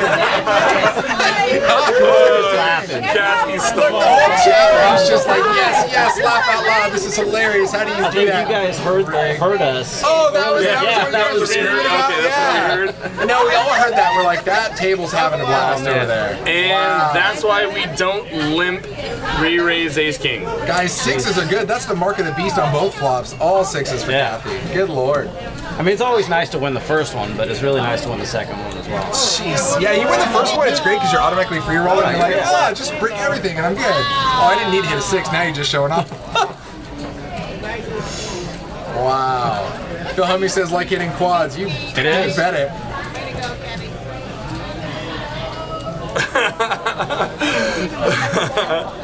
Oh, Brett and Cal. Yeah, we are the worst. You know, if Sean didn't try to make my head explode every time we play poker. I've seen Hank gets out and everybody's high-fiving. Nice one, yeah, rock on. That's actually, we probably shouldn't be doing that. Thanks, guys, appreciate it. Hey, don't worry, hey, you got that, whenever you got that $600, so you can high-five and like not on my dime. That'd be great. Yeah. I'll high five right over you. Yeah, right over. Really. Could you move? I know you just like. See, this is. I got some salt shaker for the wound. The winners need to high five. That is funny. Veronica makes it 20 to go. The king jack spades. Yeah, we were just needling her about not playing anything. She kind of went on lockdown a little bit. I mean, yeah. That's kind of her MO. Yeah. She'll build a big stack and then sit on it. Well, she only plays against Frank. So, you know, that's it's a hell of a strategy. It's kind of strong. I think that's actually a few player strategies at the table. They weren't sure though. I just like to pay him off of ace high.